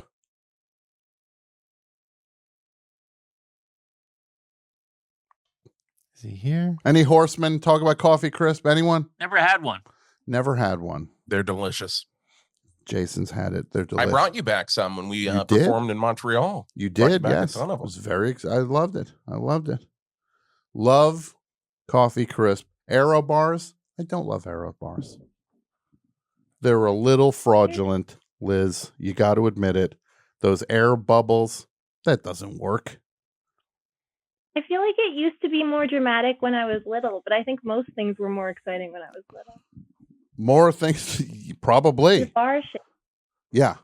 Look at that beautiful coffee crisp. It looks a little like a whatchamacallit. Well, what are you talking about? What's it look like? No, a whatchamacallit. Okay, well, what is it?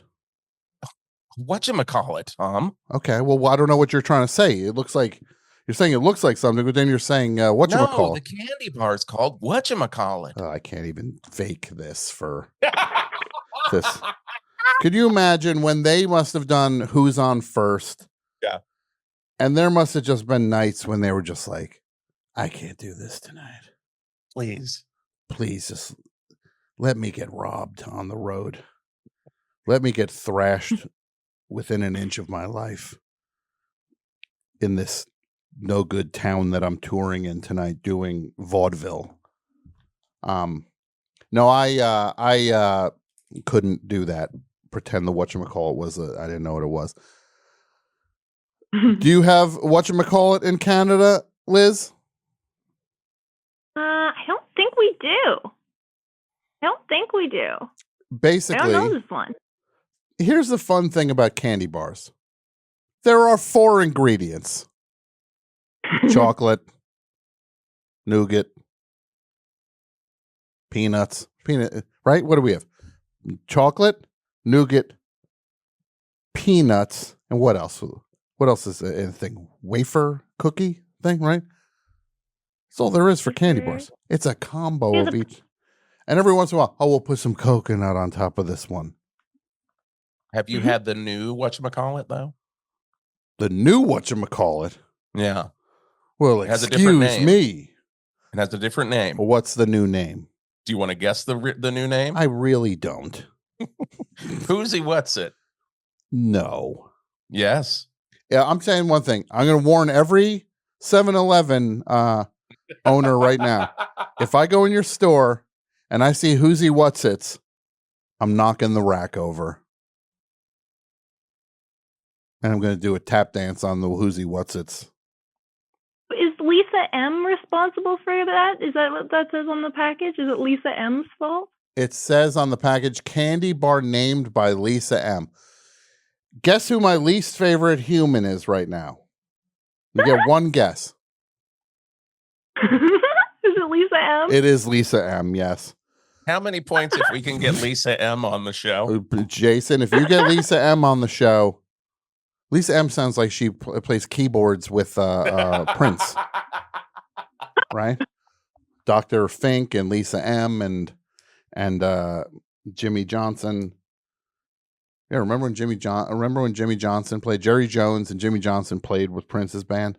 No, get me Lisa M on the show, please. Who's What's It's? No, I can't. I think your identity now for 2024, Liz, you are going to be the queen of Canadian fanzines. Love that. In 2024, Tim's is on me. We're doing it. The Tim's is on me. That's when you know you're already leaning into your Canada-ness. The Tim's are on me. Timbits for everybody. Yeah. Pouring everyone a double-double. Let's go. Look, a double-double. We call Timbits down here donut holes. Feels a little lackluster to me. Well, when you go to Dunkin' Donuts, it makes sense. Most things are pretty spectacular in America, and then they're just sort of the donut holes. Ooh, this is an anti-American. This is a shot at America. This is really, I'm going to wrap myself in a flag with this. I don't like this line of humor. It's a one-way street. USA. Now, oh, my iPad fell. So, why are you falling? Come on, stay. Oh my God. Someone in the chat just called me a terrorist. I love it. A terrorist. They called me a terrorist. I love it. Now, Liz, Happy New Year, first of all. Happy New Year. You Thanks for my great resolution. you have your marching orders now. The queen of Canadian fanzines. And I will talk to you. You call any week you want. Eternal green light for Liz. Jason, Pat, Mike, you mark that down. These are the people who can get through any point. Vanyan, Liz. Who else? Who else should make that list? That's it. For 2024, that's it so far. Vanyan and Liz, the only two. And Danny Tamberelli, if he calls back, he can get through. Thank you for the call. We'll talk to you very soon. Thanks a million, Tom. Have a great night. Bye-bye. Let's see who is on the line now. Ooh, we're already in hour 3 of the show. This one's flying by, right? Hello, best show. Hey, Tom. Oh, we're already talking fanzines. I'm so excited. Matthew, you're on the Eternal Green list. Matthew is on the Eternal Green list. Anytime Matthew wants to call, you let Matthew through. Yes. How are you doing, Matthew? I'm great. How are you feeling, Tom? I'm sorry you were sick. I'm getting there. I'm getting back. My energy's high and low. We're getting there. Now this is one of the things I'm going to say. We usually don't get very sincere on the show. Matthew is somebody who Matthew loves music so much. Matthew, you put your money where your mouth is. You get out there, you get in the car, you're driving from state to state to see these shows. You go on adventures. You dedicate your life to enjoying this art. And it's such an amazing, admirable, enviable thing. And so I just want you to know, I tip my hat to you, Matthew, for the way you have chosen to build your life.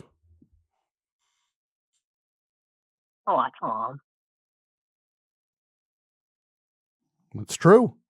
Well, I'm gonna work really hard this year because we've got like a whole ton of like I've had new people reaching out to me about like the website a lot and the research I'm doing. So I've got all this new material. So you haven't seen nothing yet, Tom.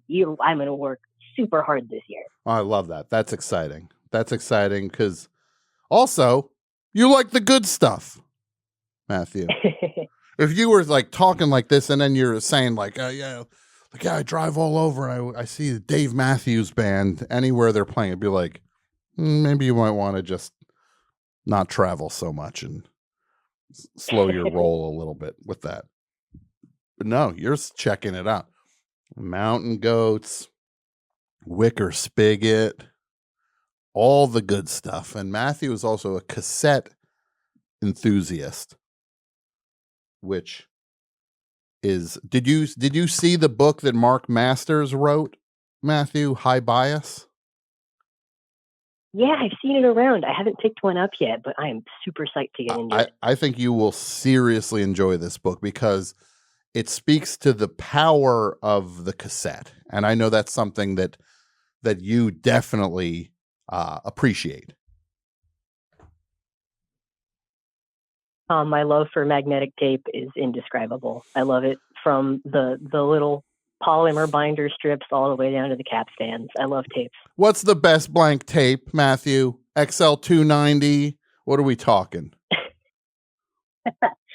Well, the big thing you have to kind of look for now, I think, is kind of figuring out which stock has been getting that sticky shed syndrome over time. I was just writing down some notes about this a couple of weeks ago, but kind of like looking up which stock from which manufacturers has been degrading more over time. And if you can find anything like on that stock, trying to digitize it kind of like as gently and expediently as possible.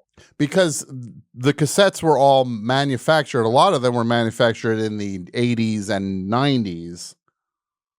Mm-hmm. And when the value of cassettes dried up, they sat in warehouses and in storage, whatever, wherever they sat, probably not Garages. optimal conditions, dry, heat, all of this stuff, which is not great for these cassettes to age. They degrade and they start decomposing. So that's a thing now. People are trying to figure out which ones went bad. Mm-hmm. Yeah. Well, and getting everything kind of, digitized before they, you get that gradual kind of wear and tear, and then you have to get into the EQ. And if you're not really like super good at it yet, then it's a whole production. But like, I'm looking at tapes that were like hand dubbed in like 1980. I've got like a Sonic Enemy tape here that must be from like 1986. And it still plays great. It's beautiful. It's got my little Exit House label on here right now, and it still sounds awesome. It's a TDK IEC2 Type 2 high position. It's a C90. It still sounds beautiful. So if you take care of them, you can still get so much great material off of them. Yeah, it's amazing to see cassettes make the resurgence that they've made. And again, Mark Masters, our friend, wrote this book, High Bias, about the history and the story of cassette tapes. Might sound dry or academic.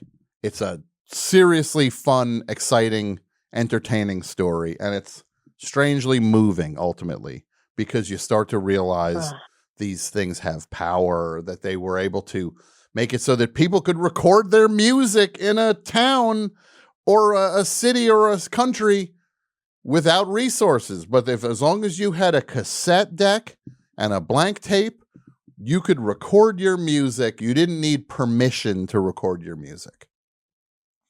It's very powerful. It's the best music in the world, too. Mm-hmm. Well, you again, I said, now, Matt, you're an inspiration. Matthew, tell me what we're looking at for 2024. Oh, boy. Do you have a prediction? Do you have any predictions? For one thing, I don't know yet. I've been asking and I haven't gotten a straight answer. I'm going to predict, I'm going to throw my head over the fence, new Refrigerator record.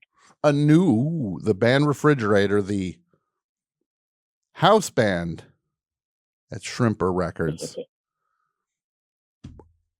I put out an LP by Refrigerator way back when.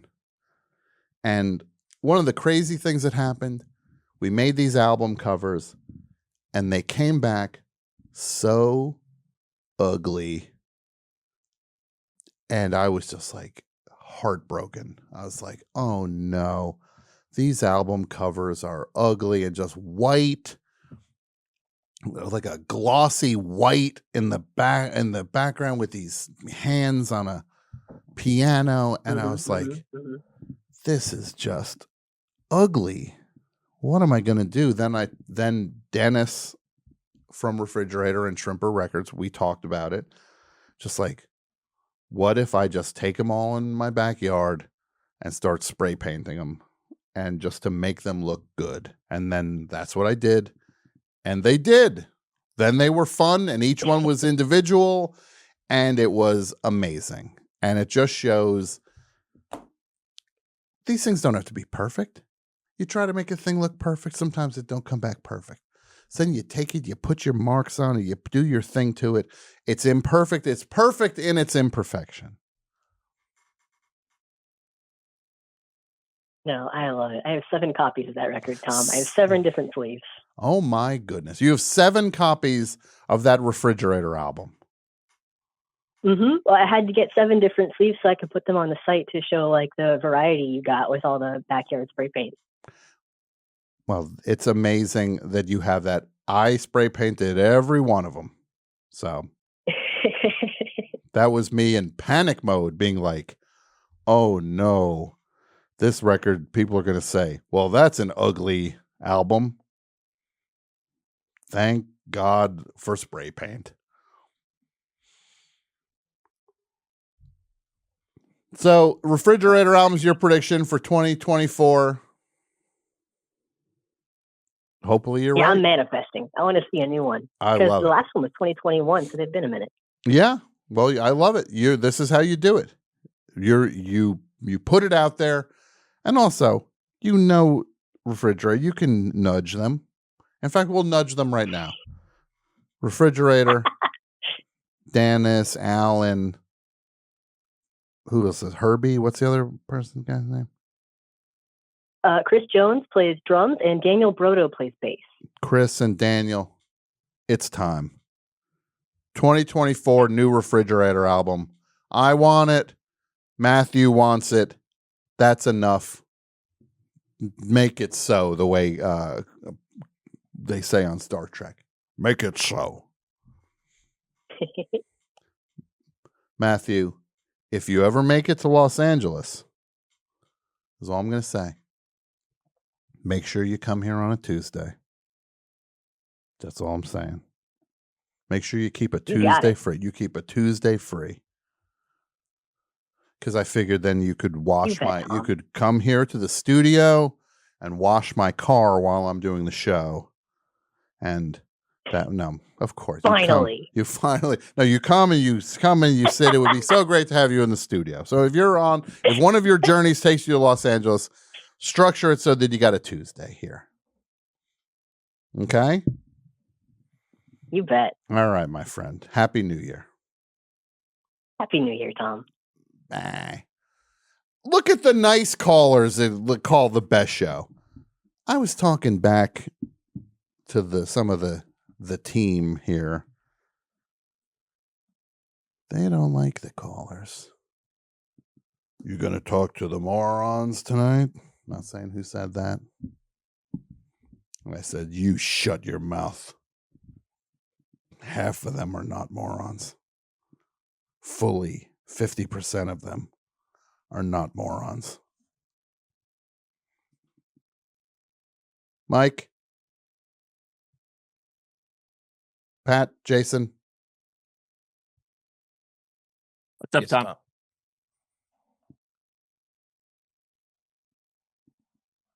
The Curse. Who watched The Curse? Who watched The Curse? I watched it. You watch all 10 episodes? Yeah, I did. Mike, when I told Benny Safdie and Nathan Fielder that somebody could start filling a notebook with what they think would happen on episode 10 of the show, we're not saying what it was because people still didn't get to watch it yet. No. Was I joking on that one? No, I didn't see that one coming. Yeah, nobody could see that coming. No, that one fooled me. I was so excited because I got to see those episodes a while ago. All I've been doing is sitting, waiting for this week. The week when episode 10 of The Curse came out, and people would be like, what was that? Could somebody explain episode 10 of The Curse to me? I thought the show in general, because it was so unpredictable week to week, you didn't know where it was going. It sort of reminded me of that third season of Twin Peaks. Yeah, I get that. And they had that one totally bonkers episode came to mind with episode 10. I'm like, okay, didn't see that coming. Mike, do you know who I see out and about in Los Angeles? Who I saw when I got to see Neil Young. This guy was at the show. I'm going to just look up. I'm going to tell you who he played in Twin Peaks. The Return. He played. Let's see. Where are we going here? Drunk guy in the jail? He didn't play the drunk guy in the jail. That's all yours, Mike. You have. He was a guest. A clear path. He was a guest on the best show. I still think of that one of my proudest moments. Mike, that should be one of your proudest moments. That guy. Let's see. He was Detective Smiley Fusco. Oh, okay. Do you know who that is? Not right off the bat. It's been a while. Eric Edelstein is out here. I saw him at the Neil Young show at the Roxy. And He is he's really one of the sweetest guys you'd ever want to meet. What a nice guy. But yeah, so it's I was thinking about when you got the drunk guy from Twin Peaks to call in, and I hadn't seen any of it yet. Maybe not the most in-depth interview I've ever done, where I'm like, you were winging it. I'm just like, so yeah, you the drunk guy, huh? Currently on a rewatch of this right now. Actually, I'm almost done, and I still don't know what that guy's deal is, and I love it. I love that I don't know what it is.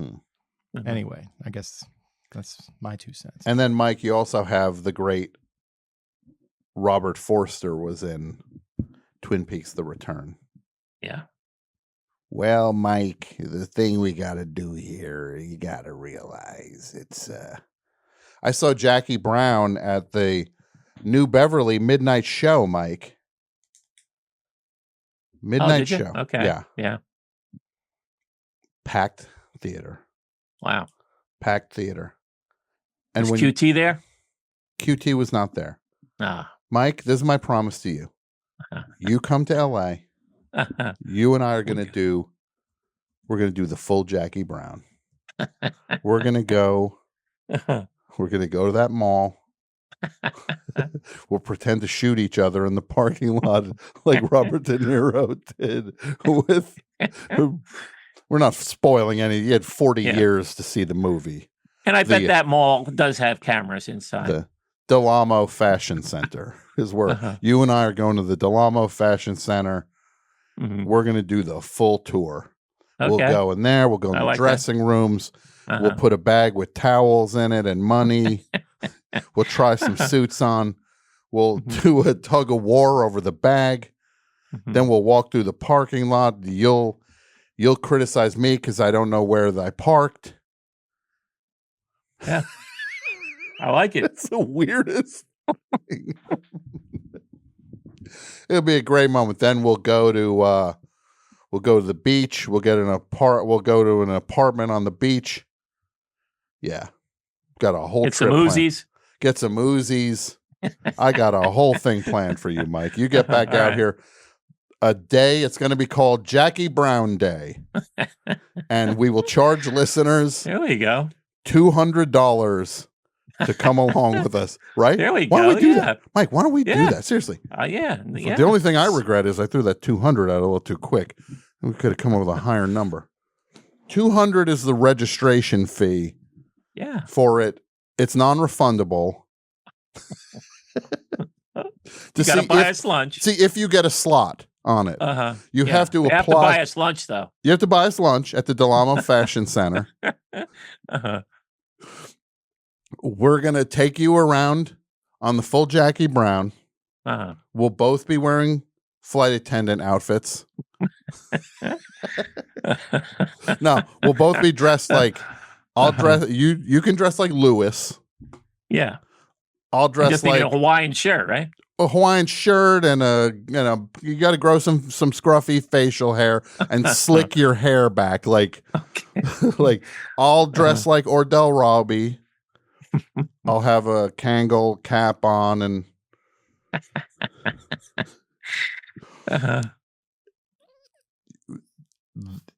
I'm telling you, it's $200 to register for the opportunity to potentially be selected. You will get your $200 back. Lottery, yeah, and a lottery. You'll get the $200 back a year from now. Like, what we're gonna do, Mike? We're gonna make them chase us to get that $200 back. Hey, you jerks! I sent the thing through. I didn't get picked. You didn't give me my money back. Nobody's answering my emails. It'll be the thing where like we're doing the show and callers are now, you're screening out people who want to call to complain about their $200. They'll be like, yeah, I want to call in about the topic. And I also want to talk about my $200 click. Wait, I didn't get what? We'll do the full tour. We'll go to that bar they went to with the Brown Derby. We'll go everywhere. Yeah. I'm telling you, people. AP, Mike, and Tom, the full Jackie Brown tour. And I'm going to do the same thing with Pat and the same thing with Jason. Jason and I are going to do the Once Upon a Time in Hollywood tour. We start off at Musso and Frank. We go to El Coyote. Go to El Coyote. We go to Vega, the Mexican restaurant? Casa Vega. Casa Vega. We go there. We're going all over the place with this. I'm down for that. We go there. We go to the movie theater that show that Sharon Tate went into. That's the one in Westwood. We'll go there. The whole thing. And Pat and I are going to do the full. What do you want to do, Pat? Which movie? I also wanted to do Jackie Brown. What's the movie Pat walked out on? Drowning Mona. We're doing the full Drowning Mona tour. No, we're not. No, we're not. It's in LA, right? I don't think Drowning Mona took place in LA. No? Did not. No, I think it's the Pacific Northwest or something. But I'm not going to go looking to find that out. Pat, this is what I need you to do to get ready for this one. I need you to watch Drowning Mona 6 times and make some notes. I'm gonna be moaning drowning. Now this is Mike, the Jackie Brown tour. I'm telling you, we're on to something with this. How many people do you think we invite on this? If we get them for $250 a pop, plus they have to buy us lunch and and presents also. We also say like, boy, I sure wouldn't mind that those sneakers. Like when we walk past the store. Boy, I bet they'd look good on me, huh? Well, you could also add places where you want to shop, and you're like, oh yeah, this was definitely in the this movie. Is an outtake. Yeah, they cut this scene out when they went to the outlet mall. I think 10's a good round number. 10 people, $250 a pop, $2,500 plus tips. They can tip us also too. Yeah. Right? Yeah. I think we get some tips because then we're looking at splitting $3,000. Yeah. No, I like it. Yeah. And then at the what's that? For one day? For one day. For one day. We drive around. That's a nice haul. And we end the tour by locking them in a trunk like they did with Chris Tucker. we make there's air holes. There's all we'll punch some air holes. We make you get into a trunk and then we just leave you. we give them a saw. Well, that's the out of sight tour. We do the Elmore Leonard tour. You get locked in a trunk that you can get out of. Chris Tucker gets killed in that trunk. There's a picture of it. Bridget Fonda and Robert De Niro. Robert De Niro, maybe his funniest role is that role. When he's just sitting there, staring, smoking pot, as dumb as can be. Watching Robert De Niro play a dumb guy is he's so funny. All right, I'm going to take some calls. I'm not joking about this Tom and Mike's Jackie Brown Day. Yeah. And we play the soundtrack too. We'll play like Across 110th Street, right? We'll play that. We'll play In My Midnight Confession, gonna tell the world that I love you. All the hits. Horseman, stand down, stand by. Hello, Best Show. Hey, Tom. To whom am I speaking? This is Simon from Ontario. Wait, Simon in Ontario. This is the bane of my existence. Is that not correct? If I am, I'm proud to be it. You're a fine enemy to have. Well, not enemy. Oh, okay. You're not an enemy. You're just a nemesis. You're like. I was going to say you're like Newman on Seinfeld, but I think you're like Seinfeld on Seinfeld. Oh, that's a fate worse than death. You can't do that to me. Yeah. Like I'm Newman. I'd rather be Newman than Seinfeld. At least Newman has a good time, right? Yeah. Well, at least Seinfeld gets residual checks for the next several thousand years. So, that's something. Yeah. Great guy. Great guy. Yeah. Great guy. I always thought we clashed so much because we're so alike, No. We're both funny, charismatic guys. Come on. Oh, God. Yes, that's us. It's a new year. It's a new year. Yes, that's us, Simon. Me and you cut from the same cloth. We're hard-bodied hunks, the two of us. Oh, God. Now you're just making fun of me. I am not. We're great. We stack paper to the ceiling. Now you're making fun of me. What's going on, Simon? What do you got for me? Okay. I'll make it quick. Would you go on this Jackie Brown? Would you go on the Jackie Brown tour? Me and AP Mike. It's a 5-hour tour. Jackie Brown. Well, good news. It's a 5-hour tour. 2.5 hours is you watching Mike and I just put Jackie Brown on a DVD player, and then we leave for 2.5 hours while you watch Theatrical cut or director's cut? There's only one cut of Jackie Brown. It's only one cut. Oh. Look at this guy. What do you think? It's the Hateful Eight Roadshow? Right? Can you believe this guy? Kind of hoping it was like Ridley Scott, where the director's cut's always like an hour longer than the theatrical cut and better in every way. Wait, what movie is better being an hour longer? Oh, you've never watched Lord of the Rings, I guess. Holy moly. Extended edition. Oof. I'm not going through. You've never set aside 16 hours? I'm not going through my Lord of the Rings thing again. How long are the extended cuts? I think it's like 5 hours a movie, give or take. No. 5 hours each movie? I think so. Is that true? Chat.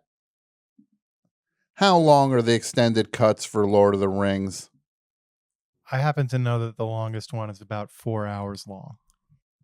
It's about 4 hours long. I want to also say Sharon in the chat, our friend Sharon.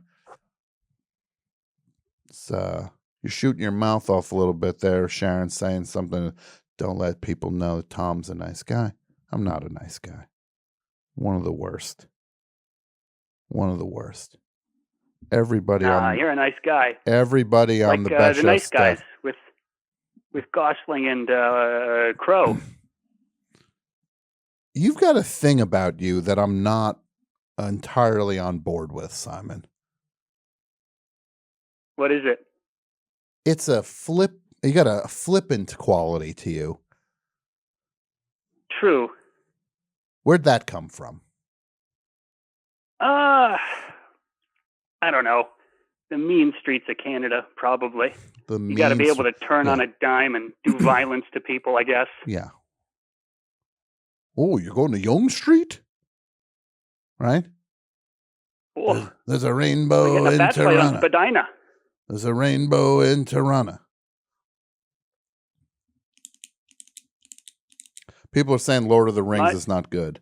12 hours so they're saying each one is 4 hours long. The extra cut. The longest of them is 4.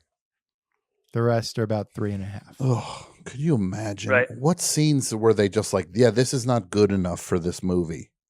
Oh my God, what are they? Did the boom mic hit them in the head? What could be unusable for one of these lousy Lord of the Rings movies? Is it like the thing on Game of Thrones where there's a coffee cup in the background? Right. Like Gandalf's on a Segway or something. Yeah, exactly. Gandalf's is on a Segway. Now, Simon, what do you got for us tonight? 2024. Okay, my prediction. Yeah.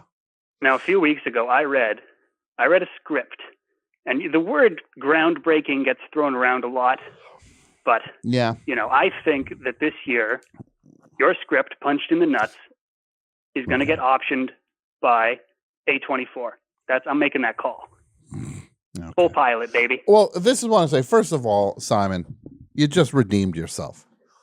On January 1st, everybody, a few years ago, I did this thing, Grown Ups 3, and I put it out on January 1st. The script I wrote, Grown Ups 3, put it out on January 1st for free download for all who might want it. I decided, hey, for 2024, I'm going to put a script that I wrote that I'm very proud of. I think it's very funny, but was not exactly getting any traction. I'll put that online. So I put this script called Punched in the Nuts on my website, grownups3script.com. Is that right? Let's see. Well, where are we at? Yeah, grownups3script.com. The number 3. You can get Grown Ups 3 there still, and you can get Punched in the Nuts now. And it's a script. It's basically, if you ever wanted the adventures of a new metal lead singer in 2024, that's the script for you. I'm very proud of it. It's very funny. It makes me laugh a lot. I wish something happened with it. Simon is predicting that A24 is going to take it over. We'll see about that. I'm not exactly going to spend that money just yet.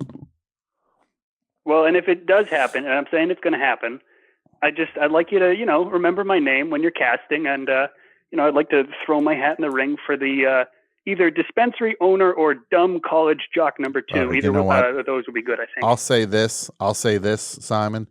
If this thing goes A24, you got a part in it. Okay? Alrighty. I will work for no money. Yeah, you will. Yeah, exactly. I'm not going to get an argument. Some money would be nice, but No, it won't. All right. Thanks for the call, Simon. Seriously, Happy New Year. All right. And also, I want to take this moment. Our friend Scott Rogowski. We all love Scott, the host of HQ, former host of HQ, funny guy, performer, comedian, host, all the stuff. Truly one of my favorite people. Scott had his store, the Quiz Daddy Closet, or what? I'm sorry, I'm not getting the name right. He did the store for a couple of years. He called in December to talk about it on the air. He did this Quiz Daddy's Closet where he sold collectible T-shirts that he had been collecting and accumulating over the years.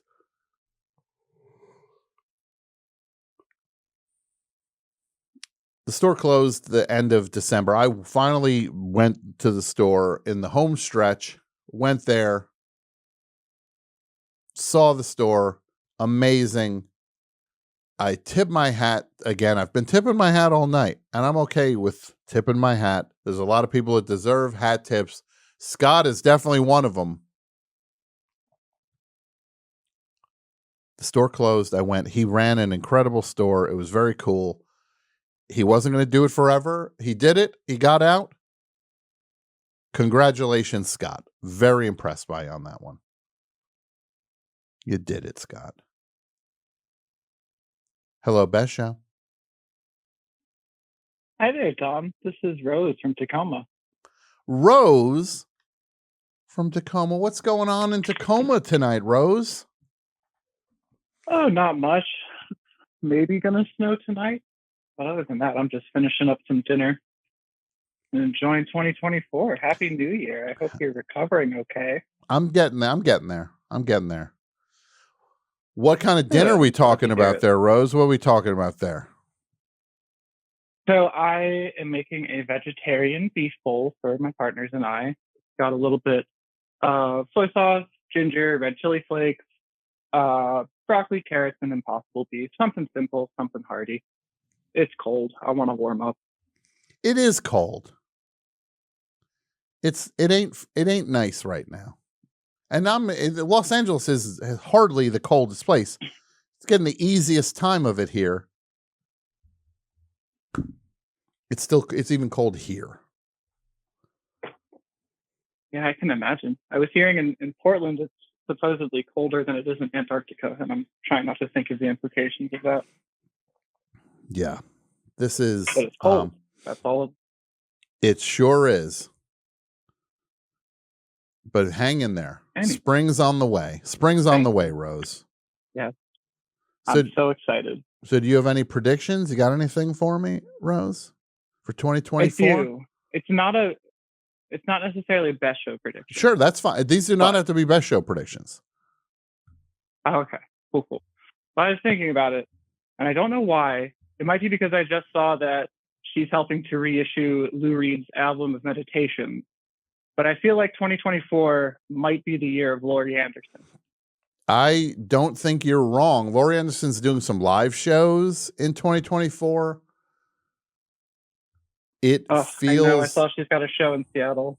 It feels like it's time for people to get a full appreciation and get perspective on Laurie Anderson. And that this is as good a time as any, and amazing for Laurie Anderson.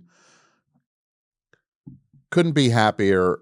Laurie Anderson did right by me, and with my book, I will forever be grateful to Laurie Anderson for letting me put a Lou Reed quote in my book without charging for it, because the context of the quote was significant. There was meaning behind it. It wasn't just a frivolous thing.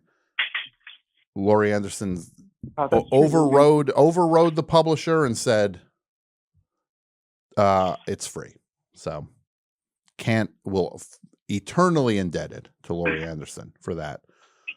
So that's somebody walking the walk in life. Absolutely. She's maybe the biggest inspiration to me as a writer.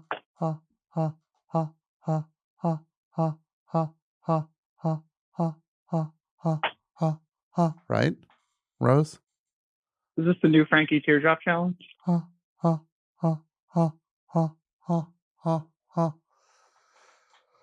It's a new theme for Make Mike Marvel. Oh, Superman, because Superman's one of these Marvel characters that everybody can't get enough of. I think so, yeah. Yeah. No, it'll be exciting. Rose, I'm going to say your prediction is yours is going to come true.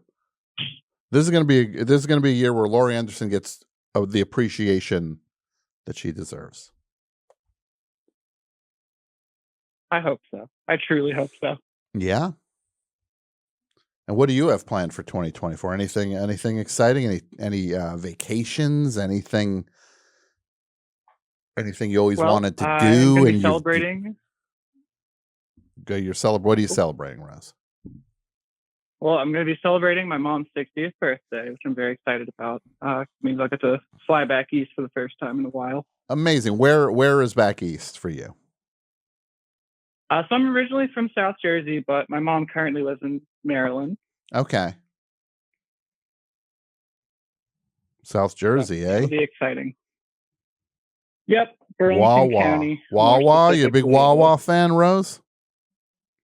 Oh, yes.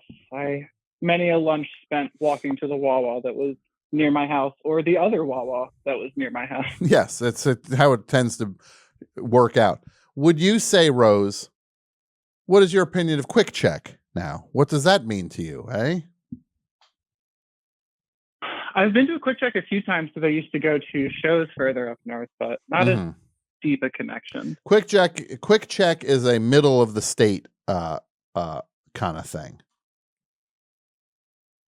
Yeah, that's true. I guess I say up north, I'm thinking like New Brunswick, which isn't all that north. And now people say there's no such thing as central New Jersey. There is. There really is. Come on, people. It's clear there's such a thing as I used to Central fight Jersey. against it. I used to be one of those people, but I'm starting to come around to it. If the state goes past, look, here's the state. This part here is past above Manhattan. That's north. This is central. This is southern. If the state stopped at Manhattan, I would say, yeah, you're right. There's north and there's south. There's not. North goes so far past the Holland and Lincoln Tunnel. That's North Jersey. Central Jersey, it starts around, where's Central Jersey start? Elizabeth? What are we talking? Elizabeth, Rose? Yeah, I think Elizabeth. I'm trying to think now. My geography is not up to scratch as it used to be. Let's say Elizabeth, But, yeah, I feel like more Elizabeth or less. area. That area, above that, you're getting into North Jersey. South Jersey starts around, if you're west in the state, you're talking about Princeton is the beginnings. Trenton is south. This is definitely South Jersey. Absolutely. See, maybe this is my misunderstanding. I always assumed South Jersey would be like the start of the Pine Barrens. Maybe this is getting into the weeds. But I might be a little generous with where I'm starting South Jersey, but you are absolutely South Jersey. The Pine Barrens are South Jersey. Yeah. Look, here, there it is. Somebody just did the I wanted to bleeping map. They get it. Oh, perfect. Yes, this is exactly it. I would honestly, as a member of Burlington County or from Burlington County, I would say that's also central debatable. Mm-hmm. Okay. I hear you. I'll just throw it out there. Yeah. Rose, you get it. I get it. We get it. They don't. Exactly. And I want to wish you nothing but the happiest New Year. Oh, thank you so much. You as well, Tom. It's always nice to catch up. Thank you, Rose. It's great talking to you. You have a great night. Final call of the night. Final call. Final call of the night. Hello, Best Show. Hi, Tom. Hi, who's this? My name is Lauren. Lauren. How are you, Lauren? Where are you calling from? I'm good. I am calling from Australia. Australia. Wow. What part of Australia?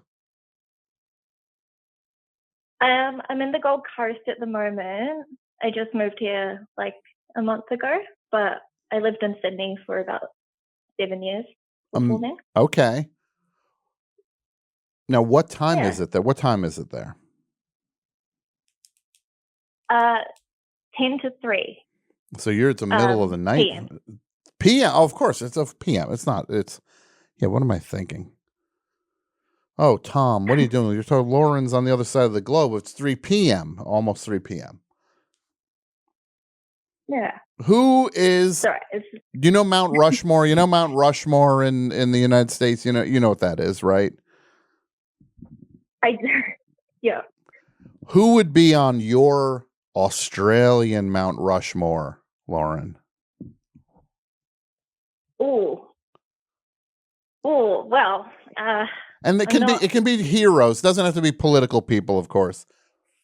People that you feel exemplify what's great about Australia. Sorry? Do they have to be Australian? I think so. Well, I'm actually from New Zealand. I don't know a lot of Australian pop culture. This is Lauren, let's talk about New Zealand Mount Rushmore then. Okay. Let's see who goes on that. Let's do it. Are you into the music? You like the Are you a fan of the New Zealand stuff? Flying Nun? Yeah. All of it? Yeah. Oh yeah.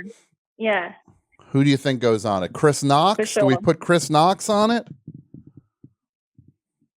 You know what? He has a pretty good face for it. Yeah. I think, he's got that good kind of chiseled face. He would look good in a mountainside. Okay. Who else? Who else would you put? Yeah.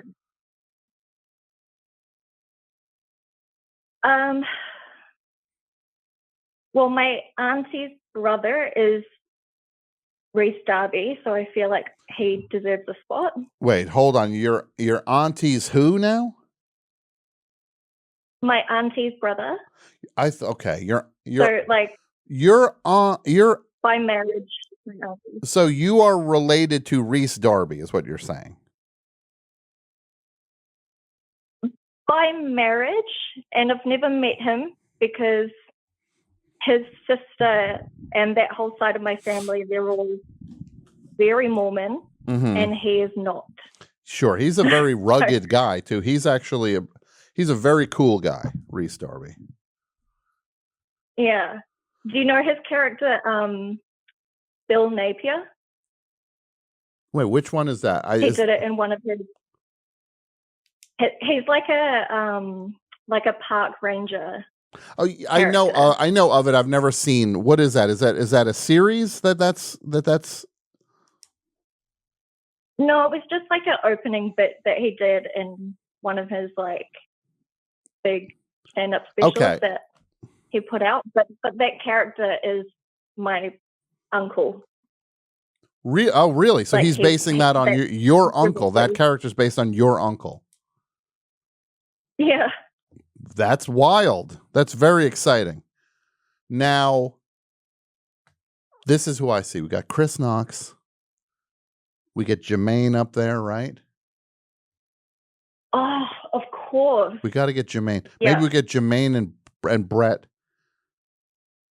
Because we don't want half Mount Rushmore being the Concords. But then with Reese Darby as well, that's like part of the Concord. Look, pretty much, we said we were going to do Mount Rushmore. It looks like our Mount Rushmore for New Zealand is Jermaine, Brett, Reese Darby. We might as well just put Taika on it also, and then just make it Mount Concord more. Yeah. Yeah. Yeah. But Neil Finn and his son Liam Finn. Mm-hmm. If we're going for music. Okay. And Luke Buddha is awesome as well. He was in the Phoenix Foundation. If you know of him. I don't. Tell me, what is it? Tell me, I'll write it down. I'll check it out. The Phoenix Foundation. Okay. I'm going to check it out. I'm not like a big fan of all of their stuff, but one album in particular called Pegasus, I think is amazing. Well, I'm going to listen. I'm going to check it out. That's very cool. Yeah. Lauren, I got good news and I got bad news. Mm-hmm. Which do you want? Yeah. Which do you want first? Give me the bad news. The bad news is the show is over. Yeah. Do you want the good news now? Yeah, that is bad news. The good news is the show couldn't have ended on a better note than Lauren calling up and talking about her auntie's cousin. My auntie's brother. Auntie's brother. Close, yeah. Reese Darby. About that, but yeah. No, this is very cool. I got to work with Jermaine. Jermaine's one of the all-time nicest people alive. Oh, I bet. Can't speak more highly of Jermaine. A truly sweet human. Also, he's hilarious. Just the funniest mind you've ever seen. Like watching him come up with stuff, unbelievably funny. Yeah. Lauren. Yeah. Awesome. Thank you so much for the call. You call anytime you want. All right. Good talking to you, Tom. You take care. Okay. I hope you feel better soon. Thank you. Okay. Bye. Bye. Well. That's how we start off 2024. Not too shabby. I like what we did tonight. I want to thank Danny Tamberelli for checking in, and we'll talk to him, check his books out, check his band out. I want to thank everybody who listened and is all my friends, and we're going to have a great year. Next week, do we have anything planned for next week?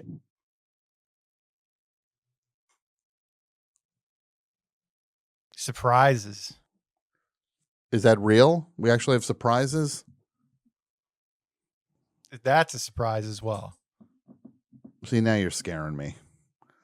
I'm going to figure out what we're doing. I have a great idea whether it'll happen next week or the week after or the week after that. We're going to do an episode of the show called The Dumb Episode. And in this episode, we all talk about the things we don't know and the area. We talk about the blind spots, the mistakes, everything. The Dumb Episode. We're going to do that in the next couple weeks. And all stupid episodes. But people, I know people say, no, every episode is stupid. How dare you? You say every episode is a stupid episode. I'm getting so mad fighting with someone that doesn't exist. Let's say goodbye. The Best Show will be back next Tuesday. Thank you.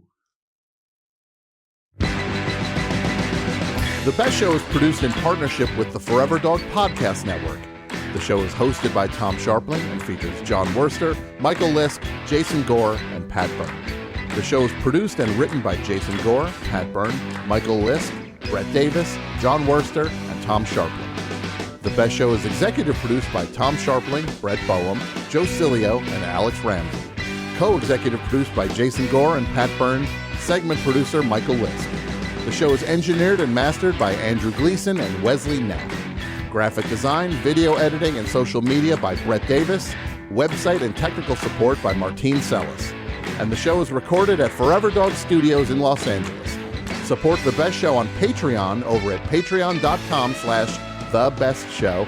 And follow us on YouTube, Twitter, Instagram, and TikTok at Best Show 4 Life. That's Best Show number 4 Life. Thanks for listening, and we'll see you next week.